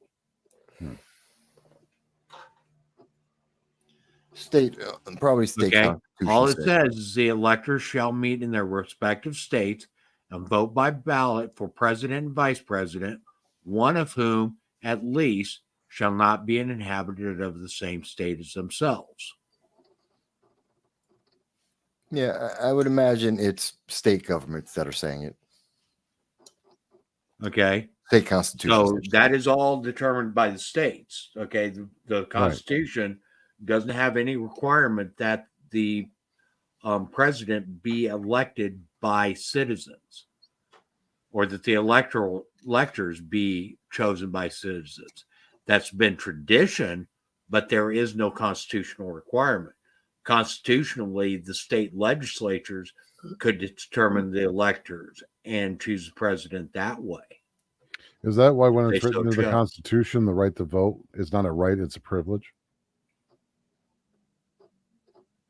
Well, yeah. Okay. There is actually, if you read the text of the amendments that actually supposedly grant the right to vote to certain classes, what it actually says is that here, let's Constitution. It doesn't actually guarantee that people are allowed to vote. It says that that your vote cannot be taken from you because you are such and such. It wasn't till the voting age of 18 amendment that actually all changed. So up until that point, you had to be 21 to vote. No, Is that you right? could be any age. Really? Yeah. American But- citizen. I thought It was based upon the states. Okay. And they could actually, if they wanted to set it up at 50, they could. Until the amendment that set it at 18. Let's see. So the 13th Amendment says neither slavery nor involuntary servitude, except as punishment for crime whereof the party shall have been duly convicted. Okay, wrong one. 15th Amendment. That's the one. not that one. Yeah. The other one. The right of citizens of the United States to vote shall not be denied or abridged by the United States or by any state on account of race, color, or previous condition of servitude. Okay. So that just says that if you're going to offer voting, that you cannot restrict access to that voting based upon color or race or servitude. Okay. It doesn't say that you have to grant the right to vote for everybody. Mm-hmm. It only says that you cannot restrict the right to vote based on such this. Right. Okay. So you could say it's everybody who's age 22 and wears blue jeans on Thursdays. And it could, and if you're get it through the Constitution, your state constitution, then yes, that would be the rule. Right. If you got it passed. But because there used to be a requirement to own land. Yeah. Okay. And as long as that was a requirement, that's not abridging your right to vote based upon a class. It's restricting your right to vote based upon whether or not you own land. qualification. Okay. You would have it. And then the right of citizens of the United States to vote shall not be denied, abridged by the United States or by any state on account of sex. So if you're granting the right of men age 25 to vote, you also had to grant that right to women age 25. But it doesn't require you to, if men that were age 30 couldn't vote, you weren't required to allow women age 30 to vote. Okay. It's only when you added a restriction in there that specifically defined sex as the disqualifying factor. Right. Okay. Now if we go into Wait a minute, Jan. You got something? What do you look like you want to say something? Oh, no. Okay. Okay. She's listening intently because she's learning. Now, the 25th Amendment, the right of the citizens of the United States to vote in any primary or other election for president or vice president, for electors, for president or vice president, or for senator or representatives in Congress shall not be denied or abridged by the United States or any state for failure to pay poll taxes or other taxes. Okay, so again, this amendment doesn't require states to allow you to vote. It just says they can't restrict you to vote unless you pay a poll tax. Yeah, a little redundant, but that's part of Jim Crow. Right. That. Okay, and then the 26th Amendment, the right of the citizens of the United States who are 18 years of age or older to vote shall not be denied or abridged by the United States or by any state on account of age. Okay, so again, there is no requirements in this for anybody to allow voting, people to be allowed to Right. vote. It just says that if voting is allowed, that you cannot restrict it for these things. Does that make sense? Yeah. Okay. So voting is a privilege.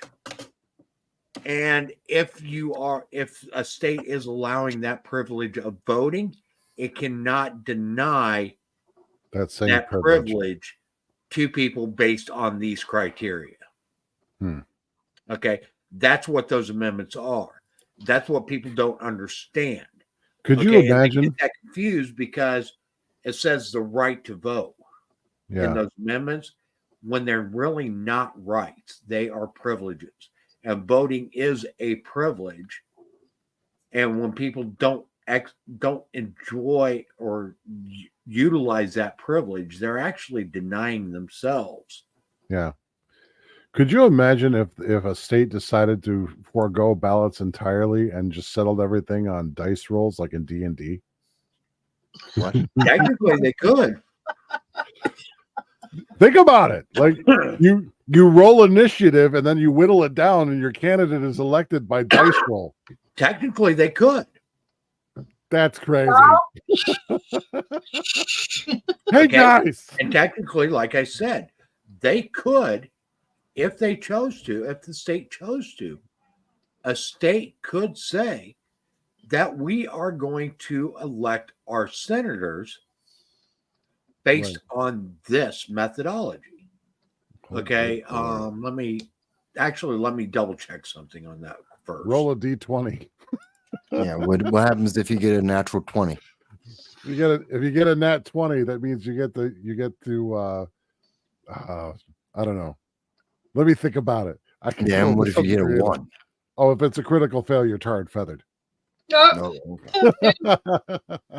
Newsbreak just put a story out. The anti-Trump resistance roared back with California at the forefront. Who do you think the picture is? Newsom. Jeff. Let me guess. He's dressed like Che Guevara and he's getting ready to recruit the California militia to move eastward towards the White House. What kind of American are you? They're not going to stop their rhetoric, and that's going to be a They big never issue stop. because all the Republicans have done, and I've seen in their acceptance speeches in different states, and even like with Trump and others on the campaign trail, it's time to unite the country. I don't care if you're happy that I won or not. It's time to unite the country. Okay, actually, there are 2 requirements that require a vote by the people, and that is for the House of Representatives and for the Senate. The 17th Amendment requires that the people vote for the senators every 6 years. Mm-hmm. And then obviously the requirements for the House of Representatives requires the people. Okay, but there is nothing that requires that the president be voted for by the people. Or that the electors be tied to a vote of by the people. So technically, in Vegas, in Nevada, you could go to Vegas, and Vegas would get Vegas odds. You could bet on it, and then whoever wins the bet, that's the candidate. Yeah, and that could be how they assign their electors. Oh well, good God! Could you imagine instead of going to the state house, you have to go to the Caesar's Palace and be able to play a game to settle legislation? That would, Yeah. oh my God, that would be great. So yeah, I mean, constitutionally, there's only 2 times that votes of the people are required. Yeah. And one is every 2 years for their representatives, and the other one is every 6 years for their senators. Huh. Okay, guys, we've been going 3 hours. Yep. Sorry. That's a good note to end on. I think we're going to find my dice now. Yeah. Yeah, well, like I said, that's something people don't understand. They don't comprehend. Well, they've been told for years the- through legislation from all over that it's a right, it's a right, it's a right, it's a right. You can cast the ballot, but how you cast the ballot or how you make the decision is not set in stone. Right. And It's your freedoms allow you, your freedom of speech actually is what it gives you the ability to demand representation in your government. right. Well, like I said, I think this is a subject that we can double. Revisit. This is this is definitely a subject, and maybe we should do that. Yeah. Start doing segments, half hour or so, discussing topics like this each week. Okay, because we don't get into this enough as a country. Mm-hmm. Where we actually discuss what the Constitution actually says. Okay. And how that's people relevant. make a lot of assumptions that, number one, like I said, that voting is a right. Well, So- it's not a right. Okay. So- In fact, it used to be tied to owning land. Okay. So and Mike, people, going forward, you need to have a half-hour presentation for every week. well, we'll have I'll bring up a topic and we'll have a half-hour discussion about it. Yeah. Okay, because I'm not going to just sit here for a half hour lecturing. Oh no, Yeah. but I know you'll have things to show. Yeah. and- Oh yeah. Well, we're going to be dealing with the aftermath of this election for the next couple of weeks. So having something that discusses how elections are relevant to people and how they And work. actually, next week, let's discuss how the Electoral College was brought about. Yeah. Why it is the way it is. And have that discussion more in depth. Okay, we touched on it a little bit here tonight. Let's go more in depth with that next week. Okay. Yeah. We'll do that That's on good. the president, and then we'll talk about the House, and then we'll talk about the Senate. Or actually, let's do that in reverse. Let's do the president, the Senate, then the House. Okay. Okay. Okay, and we'll do that over the next 3 weeks. Yep. All right, Okay. if you guys Sounds good. have any more topics this week, let me know so I can put them on the list. Yeah, we'll Yeah. do. Okay. All right, everybody. Have a very good evening. Live free, fight well, liberty first. This has been the Liberty First Foundation. Join us. Join us for the discussions. You'll learn more, and we'll all be edified for your participation. Yep. Good night. Good night. We'll see you next week.